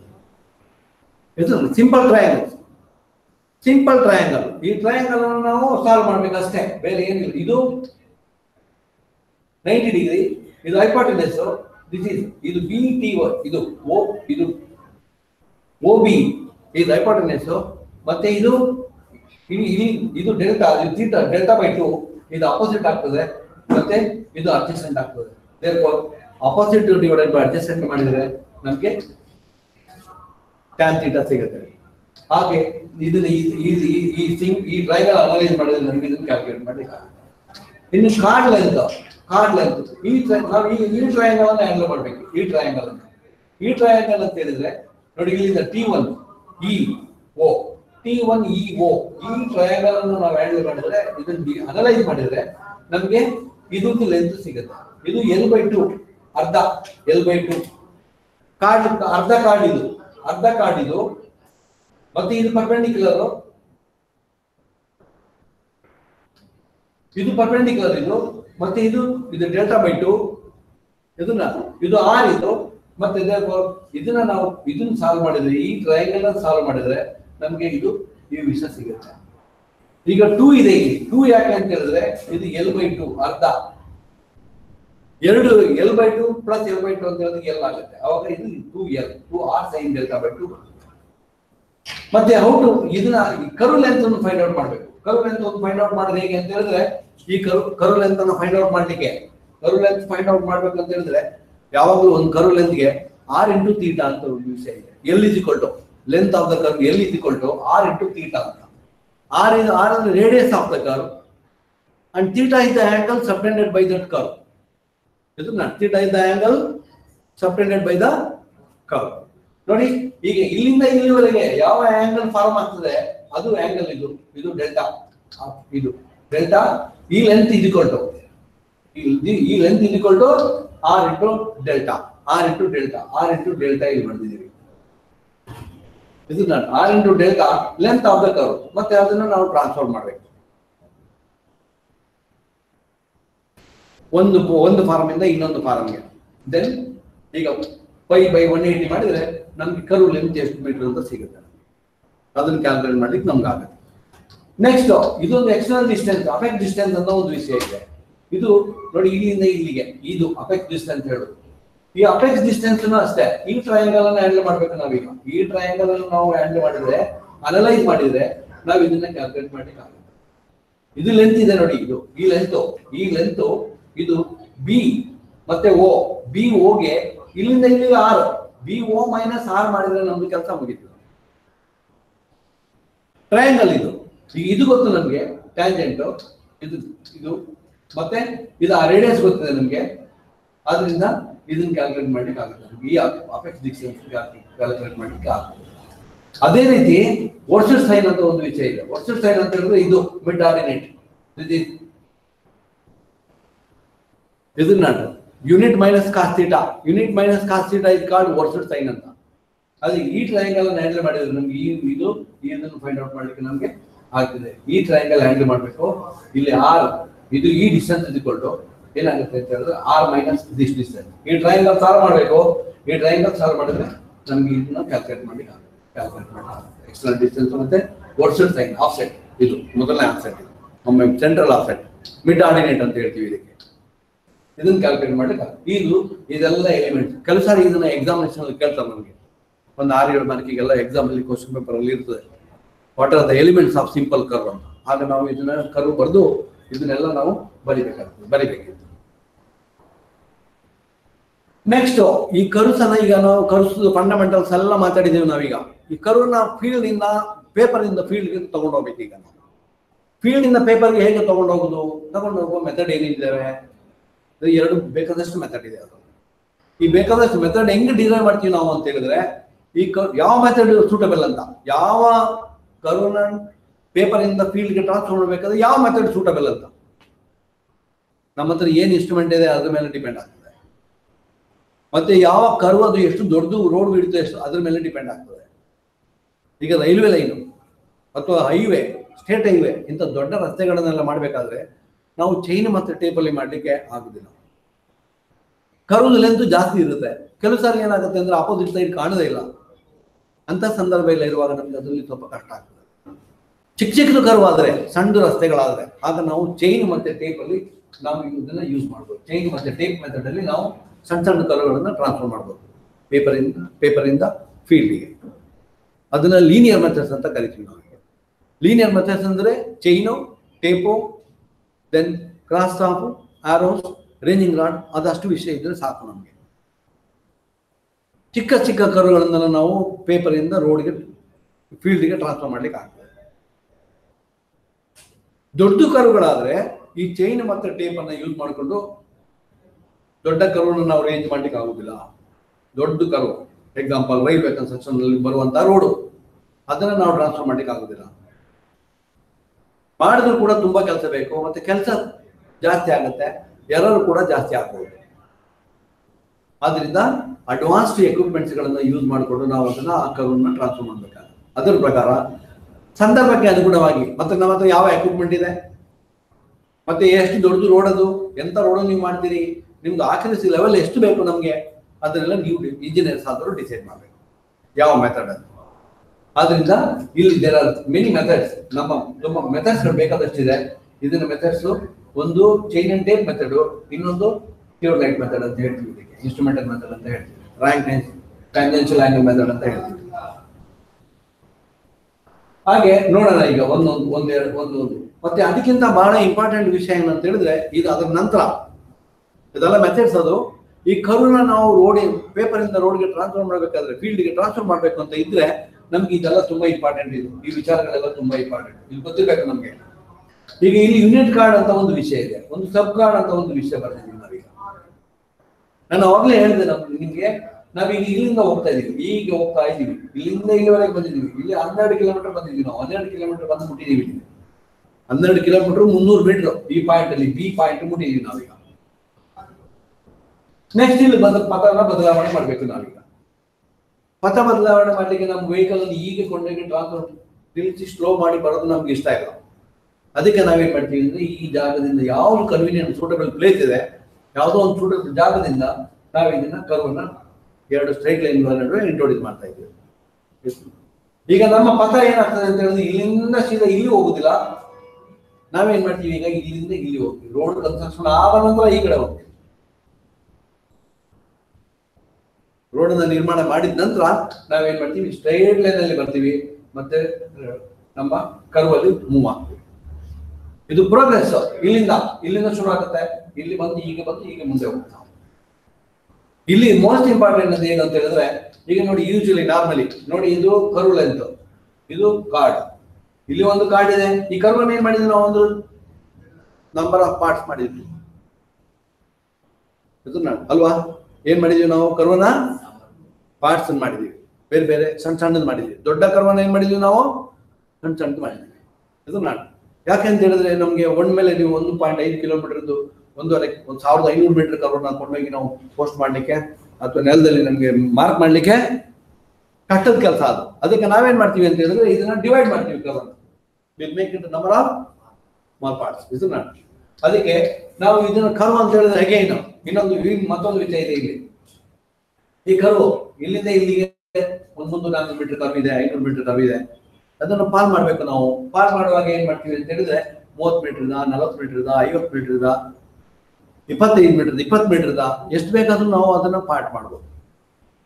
ಇಲ್ಲಿ the most important thing one more ತುಂಬಾ ಮುಖ್ಯವಾದ ವಿಚಾರ ಏನು ಅಂತ ಹೇಳಿದ್ರೆ, ನಾವೇನ್ ಮಾಡ್ತೀವಿ ಇದನ್ನ ಈ ಕ್ಯಾಲ್ಕುಲೇಷನ್ ಎಲ್ಲ ಮಾಡುವಾಗ ನಾವೇನ್ ಮಾಡ್ತೀವಿ ಅಂತ ಹೇಳಿದ್ರೆ, ನೋಡಿ ಇದು ಒಂದು ಕಾರ್ಡ್, ಇಲ್ಲಿಂದ ಇಲ್ಲಿಗೆ ಒಂದು ಜಾ ಇದು, ಇಲ್ಲಿಂದ ಇಲ್ಲಿಗೆ ಇನ್ನೊಂದು ಜಾ, ಇದಕ್ಕಿಂತ ಸಣ್ಣದ್ ಮಾಡ್ಬೋದಾ? ಇಲ್ಲೊಂದು ಎಳಿಲಿಕ್ಕಾಗತ್ತಾ? ಇಲ್ಲೊಂದು ಪಾತ್ರನ ಇಲ್ಲೊಂದು ಕಾರ್ಡ್ ಮಾಡ್ಲಿಕ್ಕೆ ಆಗ್ತದೆ.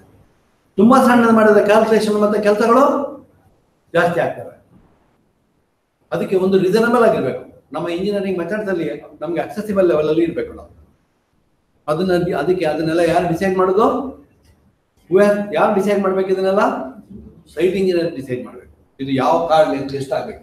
ನಾರ್ಮಲಿ ನಾವ್ ಏನ್ ಮಾಡ್ತೀವಿ ಅಂತ ಹೇಳಿದ್ರೆ, ಯೂಶಲಿ ನಾವ್ ಏನ್ ಮಾಡ್ತೀವಿ ನಾರ್ಮಲಿ ಅಂತ ಹೇಳಿದ್ರೆ, ಒಂದು ಚೈನ್ ಲೆಂತ್ ಅನ್ನ ಒಂದು ಕಾರ್ಡ್ ಲೆಂತ್ ಅಂತ ಏನಂತ, ಒಂದು ಚೈನ್ ಲೆಂತ್ ಅನ್ನ ಒಂದು ಕಾರ್ಡ್ ನಾರ್ಮಲಿ ಒಂದು 30 ಮೀಟರ್ ಲೆಂತ್. ಒಂದು ಚೈನ್ ಅಂತ ಹೇಳಿದ್ರೆ 30 ಮೀಟರ್, ಕೆಲವು ಸಾರಿ 20 ಮೀಟರ್ ಆಗತ್ತೆ, ಕೆಲವು ಸಾರಿ ದೊಡ್ಡದಾದ್ರೆ 50 ಮೀಟರ್ಗೂ ಕೂಡ ರೇಂಜ್ ಮಾಡಬೇಕು. ಇದನ್ನ ಇಲ್ಲಿ ಈಗ ನೋಡಿ, ಇದು ಕಾರ್ಡ್ ಲೆಂತ್ ಮತ್ತೆ ಇದು ಕರ್ವ್ ಲೆಂತ್. ಈಗ ಇಲ್ಲಿಂದ ಇಲ್ಲಿವರೆಗೆ ಒಂದು ಕಾರ್ಡ್ ಇದು, ಇಲ್ಲಿಂದ ಇಲ್ಲಿವರೆಗೆ ಒಂದು ಕರ್ವ್ ಇದು. ಅದೇ ರೀತಿ ಇಲ್ಲಿಂದ ಇಲ್ಲಿವರೆಗೆ ಒಂದು ಕರ್ವ್ ಮತ್ತೆ ಇಲ್ಲಿಂದ ಇಲ್ಲಿವರೆಗೆ ಇದು ಒಂದು ಕಾರ್ಡ್. ಇದನ್ನ ನಾವು ಇಲ್ಲಿ ತುಂಬಾ ಕೇರ್ಫುಲ್ ಆಗಿರ್ಬೇಕು. ಈಗ ಇದನ್ನ ಡಿಸೈಡ್ ಮಾಡುವಾಗ ತುಂಬಾ ಕೇರ್ಫುಲ್ ಆಗಿದ್ರೆ ನಮ್ದು ಅರ್ಧ ಕೆಲಸ ಪ್ರಾಬ್ಲಮ್ ಸಾಲ್ವ್ ಆಗ್ತದೆ. ಇನ್ನು ಬಾಕಿ ಎಲ್ಲ ಕೆಲಸಗಳನ್ನ ಟ್ರಯಾಂಗಲ್ ಅನ್ನು ಸಾಲ್ವ್ ಮಾಡಿದ್ರೆ ನಮ್ಗೆ ಯಾವ್ದು ಬೇಕಾದ್ರೂ ಫೈಂಡ್ ಔಟ್ ಮಾಡ್ಲಿಕ್ಕೆ ನಮ್ಗೆ ಅವಕಾಶ ಇದೆ. ಈಗ ನಾವು ಈ ಪಥವನ್ನ ಬದಲಾವಣೆ ಮಾಡೋದು, ಪಥವನ್ನ ಡಿಸೈಡ್ ಮಾಡೋದು ಇಂಜಿನಿಯರ್ ಡಿಸೈಡ್ ಮಾಡುವಾಗ ನೋಡಿ, ಇದು ಗೊತ್ತು ನಮ್ಗೆ, ರೇಡಿಯಸ್ ಅನ್ನು ಡಿಸೈಡ್ ಮಾಡೋದು ಇಂಜಿನಿಯರ್. ಇದೆಲ್ಲ ಡಿಸೈಡ್ ಮಾಡಿದಂದ್ರೆ ಈಗ ಡಿಫ್ಲೆಕ್ಷನ್ ಆಂಗಲ್ ನಮ್ಗೆ ಗೊತ್ತುಂಟು, ಫೀಲ್ಡ್ ಅಲ್ಲಿ ಅದನ್ನ ಮೆಜರ್ಮೆಂಟ್ ಮಾಡ್ಬೋದು.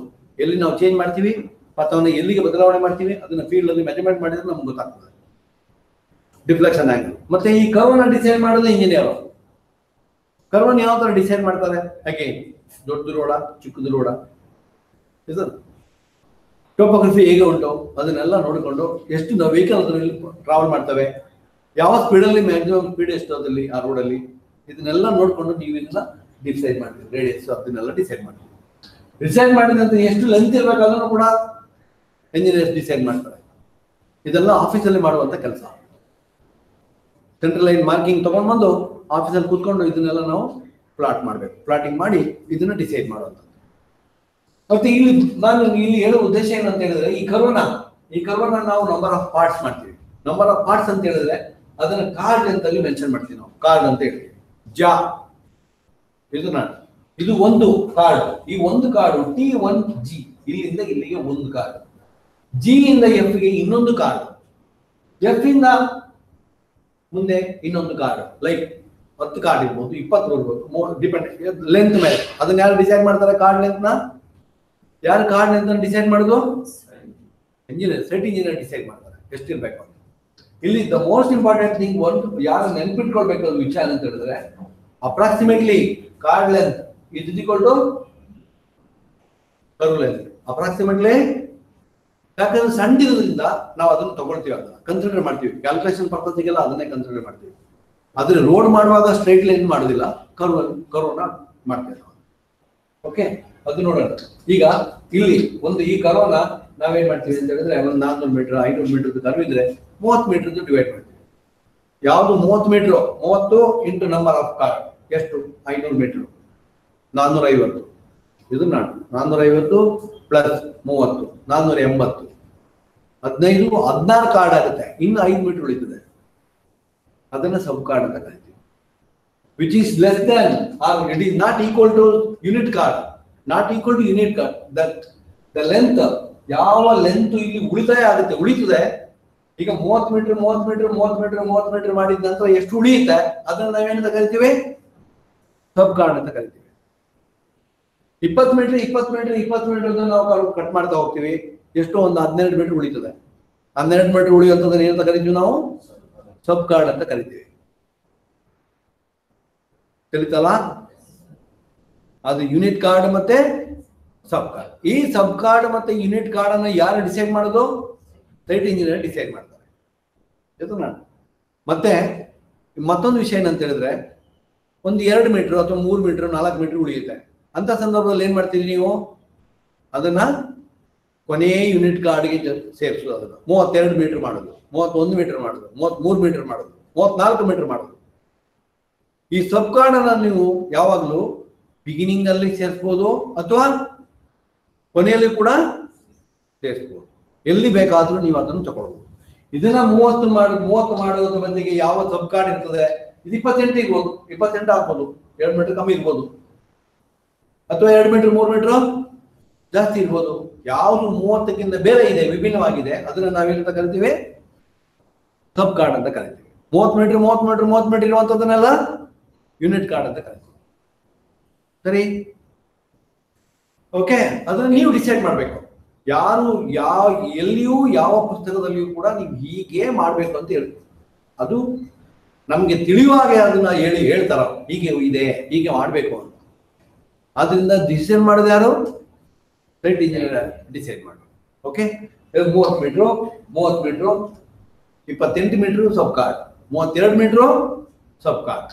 ಅದನ್ನ ಇಲ್ಲಿಯೂ ಇಂಟ್ರೊಡ್ಯೂಸ್ ಮಾಡ್ಬೋದು, ಇಲ್ಲಿಯೂ ಇಂಟ್ರೊಡ್ಯೂಸ್ ಮಾಡ್ಬೋದು, ಲಾಸ್ಟ್ ಕೂಡ ತಗೊಳ್ಬಹುದು. ನಿಮ್ಗೆ ಹೇಗೆ ಕನ್ವೀನಿಯಂಟ್ ಅನ್ಸುತ್ತೆ ಹಾಗೆ ನೀವು ಮಾಡ್ಬೋದು, ಡಿವೈಡ್ ಮಾಡ್ಬೋದು. ಓಕೆ, ಸಬ್ ಕಾರ್ಡ್ ಮತ್ತೆ ಯೂನಿಟ್ ಕಾರ್ಡ್. ನೋಡಿ, ಇಲ್ಲೊಂದು ಎಕ್ಸಾಂಪಲ್ ಕೊಟ್ಟಿದ್ದೀನಿ ನಾನೀಗ. ಈ ಎಕ್ಸಾಂಪಲ್ ನ ಹಿಂದಿನ ಕ್ಲಾಸ್ ಅಲ್ಲಿಯೂ ಕೂಡ ಸ್ವಲ್ಪ ಮಾತಾಡಿದ್ದೀನಿ. ಅದರಿಂದ ನೀವೇನಾದ್ರು ತುಂಬಾ ಇನ್ನು ಹೇಳಿದ್ದೆ, ಈಗ ಏನು ನಾನು ಮಾತಾಡಿದ್ದೇನೆ ಅದೇ ವಿಚಾರವನ್ನ ಇದರಲ್ಲಿದೆ, ಒಂದ್ಸಾರಿ ನೋಡಿ. ಓಕೆ, ಇನ್ನೊಂದು ಬಾರಿ ಇಂಪಾರ್ಟೆಂಟ್ ವಿಷಯ ಇಲ್ಲ ಅಂತ ಹೇಳಿದ್ರೆ, ಈ ಪಾಯಿಂಟ್ ಅನ್ನು ಲೊಕೇಟ್ ಮಾಡೋದು. ಇದನ್ನ ಹೇಗೆ ನಾವು ಲೊಕೇಟ್ ಮಾಡೋದು ಅಂತ, ಈ ಪಾಯಿಂಟ್ ಅನ್ನು ಹೇಗೆ ನಾವು ಲೊಕೇಟ್ ಮಾಡೋದು ಅಂತ ಮೋಸ್ಟ್ ಇಂಪಾರ್ಟೆಂಟ್ ಇದು. ಹೇಗೆ ನಾವು ಅದನ್ನ, ಈ ಪಾಯಿಂಟ್ ಅನ್ನು ಇಲ್ಲೇ ಉಂಟು ಅಂತ ಹೇಗೆ ನಮ್ಗೆ ಗೊತ್ತಾಗೋದು ಅಂತ. ಅದೇನಂತ ಹೇಳಿದ್ರೆ, ನೋಡಿ, ಈಗ ನಾವು ಇಲ್ಲಿಂದ ಬರ್ತಾ ಇದೀವಿ, ಸರ್ವೆ ಲೈನ್ ಇದು ನಮ್ದು, ನಾವ್ ಇಲ್ಲಿ ಹೋಗ್ತಾ ಇದೀವಿ, ಈಗ ಇಲ್ಲಿವರೆಗೆ ಮುಟ್ಟಿದೀವಿ. ಇಲ್ಲಿ ನಮ್ಮ ಪಥವನ್ನ ಏನ್ ಮಾಡ್ತಾ ಇದೀವಿ, ನಾವೀಗ ಬದಲಾವಣೆ ಮಾಡ್ತಾ ಇದೀವಿ. ನಾವು ರೈಟ್ಗೆ ಬದಲಾವಣೆ ಮಾಡ್ತಾ ಇದೀವಿ ನಮ್ಮ ಪಥವನ್ನ. ಇದನ್ನ ಆದ್ರೆ ಈ ಪಾಯಿಂಟ್ ನಮ್ಗೆ ಗೊತ್ತುಂಟು, ಇದು ಡಿಫ್ಲೆಕ್ಷನ್ ಆಂಗಲ್ ನಮ್ಗೆ ಗೊತ್ತಿದೆ. ಇದನ್ನ ಯಾರು ಡಿಸೈಡ್ ಮಾಡೋದು? ಇದನ್ನ ಯಾರು ಡಿಸೈಡ್ ಮಾಡ್ತಾರೆ? ಇದು ಗ್ರೌಂಡ್ ಡೇಟಾ, ಫೀಲ್ಡ್ ಅಲ್ಲಿ ತಗೊಳ್ಳುವಂತದ್ದು. ಎಷ್ಟು ಬದಲಾವಣೆ ಮಾಡ್ಬೇಕು ಅನ್ನೋದನ್ನ ಎಲ್ಲಿಂದ ತಗೊಳ್ಳೋದು? ನಾವು ಫೀಲ್ಡ್ ಅಲ್ಲಿ ತಗೊಳ್ಳೋದು. ಇದು ಡಿಫ್ಲೆಕ್ಷನ್ ಆಂಗಲ್ ಅಲ್ಲ. ಇದನ್ನ ಡಿಸೈಡ್ ಮಾಡೋದು ಯಾರು? ಇಂಜಿನಿಯರ್ ಡಿಸೈಡ್ ಮಾಡ್ತಾರೆ ಇದನ್ನ. ಮತ್ತೆ ಇದಾದ ನಂತರ ಏನ್ ಮಾಡ್ಬೇಕು ನಾವು ಅಂತ ಹೇಳಿದ್ರೆ, ಎಲಿಮೆಂಟ್ಸ್, ಕರ್ವ್ ಎಲಿಮೆಂಟ್ಸ್ ಯೂಸ್ ಮಾಡಿಕೊಂಡು ಇದನ್ನ ಕ್ಯಾಲ್ಕುಲೇಟ್ ಮಾಡ್ಬೇಕು. ಯಾವ್ದು ಲೆಂತ್ ಅನ್ನ? ಟ್ಯಾಂಜೆಂಟ್ ಲೆಂತ್ ಅನ್ನ T1B ಅನ್ನ ಕ್ಯಾಲ್ಕುಲೇಟ್ ಮಾಡ್ಬೇಕು. ನಾವು T1B ಅನ್ನ ಶುರುಗೆ ಕ್ಯಾಲ್ಕುಲೇಟ್ ಮಾಡ್ಬೇಕು. ಕ್ಯಾಲ್ಕುಲೇಟ್ ಮಾಡಿದ್ರೆ ನಾವು ಈಗ ತಿಳ್ಕೊಳ್ಳೋಣ, ಈಗ ಇಲ್ಲಿಂದ ಇಲ್ಲಿವರೆಗೆ ಮುಟ್ಟಿದ್ದೇವೆ. ಇದು ಒಂದು 15 ಕಿಲೋಮೀಟರ್ ಟ್ರಾವೆಲ್ ಮಾಡಿದ್ವಿ ನಾವೀಗ, ಅಥವಾ 2.5 ಕಿಲೋಮೀಟರ್ ಟ್ರಾವೆಲ್ ಮಾಡಿದ್ವಿ. ಇದು 2550 ಮೀಟರ್ ಅಂತ ತಿಳಿಬೇಕು. 2550 ಮೀಟರ್ ಅಂತ, ಇದೊಂದು 175 ಮೀಟರ್ ಬರ್ತದೆ. ಅವಾಗ ಚೈನೇಜ್ ಪಾಯಿಂಟ್ ಎಷ್ಟು? ಇಲ್ಲಿಂದ ಮೆಜರ್ಮೆಂಟ್ ಮಾಡಬೇಕು. ಆ ಟ್ಯಾಂಜೆಂಟ್ ಲೆಂತ್ ಅನ್ನ ಇಲ್ಲಿಗೆ ಮೆಜರ್ಮೆಂಟ್ ಮಾಡಬೇಕು. ಮೆಜರ್ಮೆಂಟ್ ಮಾಡುವಾಗ ನಮ್ಗೆ ಏನ್ ಸಿಗುತ್ತೆ? ಫಸ್ಟ್ ಪಾಯಿಂಟ್, ಕರ್ವ್ ಪಾಯಿಂಟ್ ಸಿಗುತ್ತೆ. ಅದನ್ನ ಟ್ಯಾಂಜೆಂಟ್ ಪಾಯಿಂಟ್ ಸಿಗ್ತದೆ ನಮ್ಗೆ. ಈಗ ಇಲ್ಲಿಂದ ನಾವು ಹೋಗ್ತಾ ಇದೀವಿ, ಹೀಗೆ ಮೆಜರ್ಮೆಂಟ್ ಮಾಡ್ಕೊಂಡು ಹೋಗ್ತಾ ಇದೀವಿ, ಇಲ್ಲಿ ಮುಟ್ಟಿದೀವಿ, ಇಲ್ಲಿ ನಮ್ಗೆ ಡಿಫ್ಲೆಕ್ಷನ್ ಆಂಗಲ್ ಮೆಜರ್ಮೆಂಟ್ ಮಾಡಿದೀವಿ. ಮಾಡಿದ ನಂತರ ಈ ಟ್ಯಾಂಜೆಂಟ್ ಲೆಂತ್ ಕ್ಯಾಲ್ಕುಲೇಟ್ ಮಾಡಬೇಕು. ಮತ್ತೆ ಇಲ್ಲಿಂದ ಇಲ್ಲಿಗೆ ವಾಪಸ್ ಮೆಜರ್ ಮಾಡಬೇಕು. ಮೆಜರ್ ಮಾಡಿದ ನಂತರ ನಮ್ದು ಈಗ ಪಥ ಬದಲಾವಣೆ ಆಗ್ತದೆ.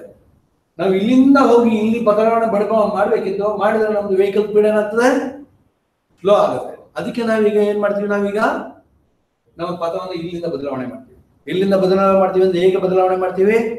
ಕರ್ವನ್ನ ಇಂಟ್ರೊಡ್ಯೂಸ್ ಮಾಡ್ತೀವಿ, ಕರ್ವ್ ಇಂಟ್ರೊಡ್ಯೂಸ್ ಮಾಡ್ತೀವಿ. ಕರ್ವ್ ಇಂಟ್ರೊಡ್ಯೂಸ್ ಮಾಡಿದ ನಂತರ ಇಲ್ಲಿಂದ ಇದು 2550 ಮೈನಸ್ 200 ಮೀಟರ್, ಆಗ ನಮ್ಗೆ ಇದ್ರದ್ದು ಚೈನೇಜ್ ಸಿಗುತ್ತೆ. ಮತ್ತೆ ಇಲ್ಲಿಂದ ಸ್ಟಾರ್ಟ್ ಕರ್ವ್ನಿಂದ ಆಡ್ ಮಾಡಿದ್ರೆ ಯಾವ ಚೈನೇಜ್ ಸಿಗ್ತದೆ? T2 ಚೈನೇಜ್ ಸಿಗುತ್ತೆ. ಮತ್ತೆ ನಮ್ಮ ಪಥ ಮುಂದಕ್ಕೆ ಕಂಟಿನ್ಯೂ ಆಗುತ್ತೆ. Understood? Locating the tangent point. How to locate the tangent point? ಒಂದು ಕ್ವಶನ್ ಇದೆ, ಕ್ವಶನ್ ಬರುತ್ತೆ, ಇದನ್ನ ಎಕ್ಸಾಮಿನೇಷನ್ ಅಲ್ಲಿ ಕೂಡ ಕೇಳಬಹುದು ಕೆಲಸ. How to locate the tangent point. ಈಗ ಇದು ಕ್ಲಾಸ್ ಅಲ್ಲಿ ಮಾತಾಡಿದ ಇದ್ರ ಬಗ್ಗೆ. ಇದು ಲೀನಿಯರ್ ಮೆಥಡ್. ಎಲ್ಲಿ ಲೀನಿಯರ್ ಮೆಥಡ್ ಏನು ಅಂತ ಹೇಳಿದ್ರೆ, ಆಫ್ಸೆಟ್ ಫ್ರಮ್ ಲಾಂಗ್ ಕಾರ್ಡ್ ಅಂತ. ಇದು ಲಾಂಗ್ ಕಾರ್ಡ್, ಇದನ್ನೆಲ್ಲ ನಾವು ಡಿಸ್ಕಸ್ ಮಾಡಿದೀವಿ, ಹಿಂದಿನ ಕ್ಲಾಸ್ ಅಲ್ಲಿ ಇದೆ. ಆಫ್ಸೆಟ್ ಅಂತ ಹೇಳಿದ್ರೆ ಫಸ್ಟಿಗೆ ನಾವು ಲಾಂಗ್ ಕಾರ್ಡ್ ಅನ್ನ ಮೆಜರ್ಮೆಂಟ್ ಮಾಡಬೇಕು, ಅದನ್ನ ಡಿವೈಡ್ ಮಾಡಬೇಕು, ಇಲ್ಲೊಂದು ಕ್ರಾಸ್ ಸ್ಟಾಪ್ ಇನ್ಸ್ಟಾಲ್ ಮಾಡಬೇಕು, ಇಲ್ಲೊಂದು ಪರ್ಪೆಂಡಿಕ್ಯುಲರ್ ಡ್ರಾ ಮಾಡಬೇಕು. ಪರ್ಪೆಂಡಿಕ್ಯುಲರ್ ಡ್ರಾ ಮಾಡಿಬಿಟ್ಟು ಈ ಆಫ್ಸೆಟ್ ಕ್ಯಾಲ್ಕುಲೇಟೆಡ್ ಆಫ್ಸೆಟ್ ಇಲ್ಲಿದೆ. ಓ ಆಫ್ಸೆಟ್ ಕ್ಯಾಲ್ಕುಲೇಟೆಡ್ ಆಫ್ಸೆಟ್ಗೆ 2.5 ಮೀಟರ್ ಟೇಪ್ ಇಟ್ಕೊಂಡು ಇಲ್ಲಿಂದ ಇಲ್ಲಿಗೆ ಆ ಪರ್ಪೆಂಡಿಕ್ಯುಲರ್ ಆಫ್ಸೆಟ್ ಅನ್ನ ಕಟ್ ಮಾಡಬೇಕು. 2.5 ಮೀಟರ್ ಆಯ್ತು, ಒಂದು ಪಾಯಿಂಟ್ ಸಿಕ್ಕಿತ್ತು. ಅದೇ ರೀತಿ ಇಲ್ಲಿಂದ 7.5 ಮೀಟರ್ ಈ ಕಡೆಗೆ, 7.5 ಮೀಟರ್ ಈ ಕಡೆಗೆ ಹೋದ ನಂತರ ಮತ್ತೆ ಕ್ರಾಸ್ ಟಾಪ್ ಅನ್ನ ಇನ್ಸ್ಟಾಲ್ ಮಾಡಬೇಕು. ಕ್ರಾಸ್ ಟಾಪ್ ಇನ್ಸ್ಟಾಲ್ ಮಾಡ್ಬಿಟ್ಟು ಏನ್ ಮಾಡ್ಬೇಕು, ಮತ್ತೆ ಎರಡನೇ ಆಫ್ಸೆಟ್ 2.36 ಮೀಟರ್ಗೆ 2.36 ಮೀಟರ್ಗೆ ಟೇಪ್ ಹಿಡಿದು ಕಟ್ ಮಾಡ್ಬೇಕು. ಅದನ್ನ ಅವಾಗ ನಮ್ಗೆ ಏನ್ ಸಿಗುತ್ತೆ, 2ನೇ ಪಾಯಿಂಟ್ ಸಿಗುತ್ತೆ. ಅದೇ ತರ 3ನೇ ಪಾಯಿಂಟ್ ಇಲ್ಲಿಂದ 15 ಮೀಟರ್ಗೆ ಹೋಗ್ಬೇಕು. 15 ಮೀಟರ್ ಮೆಜರ್ಮೆಂಟ್ ಮಾಡ್ಬಿಟ್ಟು ಅಲ್ಲಿ ಕ್ರಾಸ್ ಟಾಪ್ ಬಿಟ್ಟು ಇನ್ನೊಂದು ಪರ್ಪೆಂಡಿಕ್ಯುಲರ್ ಡ್ರಾ ಮಾಡಬೇಕು. ರೈಟ್, ತಿಳಿತು?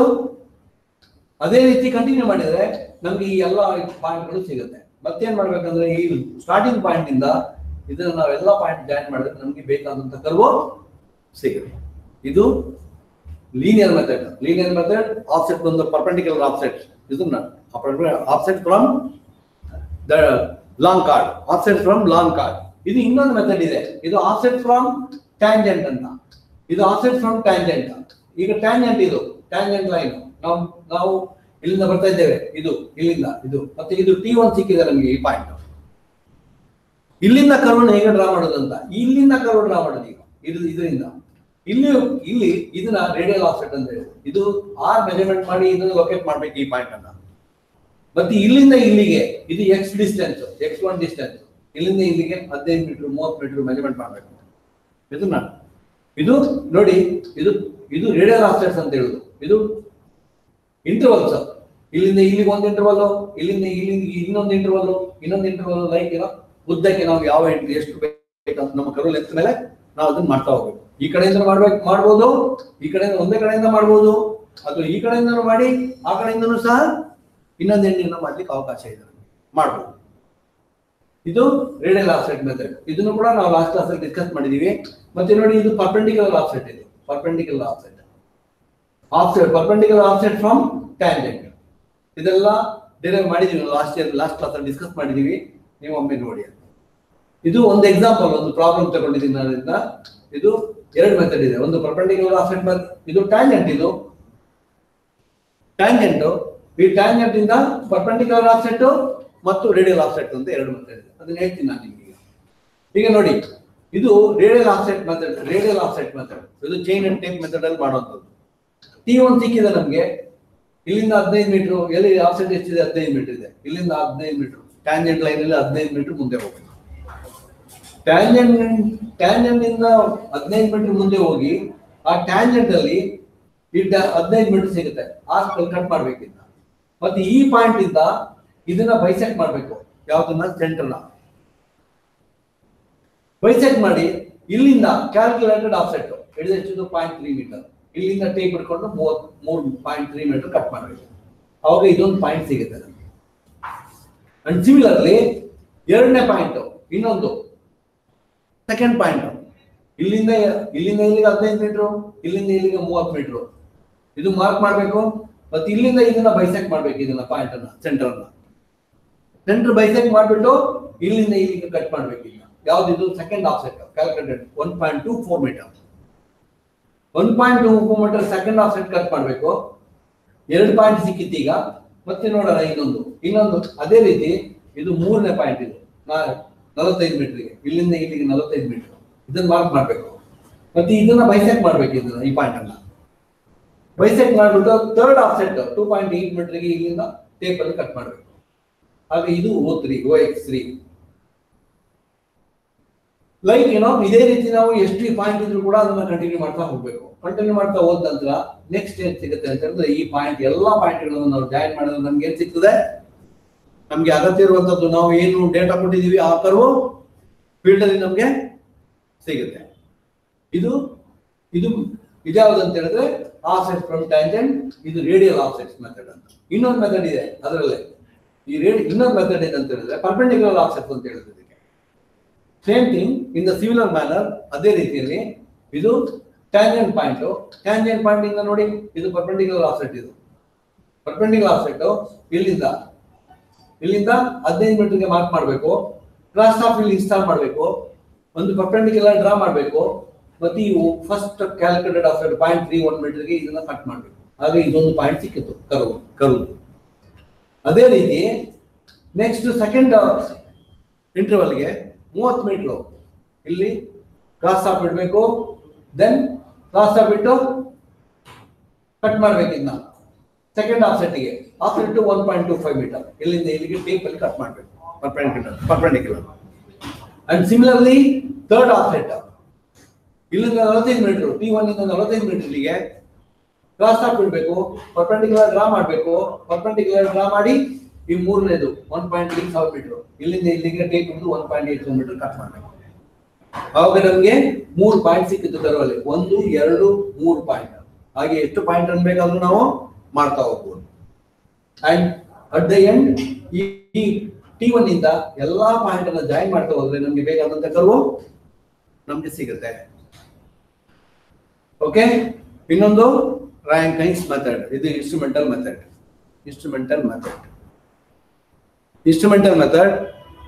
ಇದನ್ನ ನಾವು ನೆಕ್ಸ್ಟ್ ಕ್ಲಾಸ್ ಅಲ್ಲಿ ಮಾತಾಡೋಣ.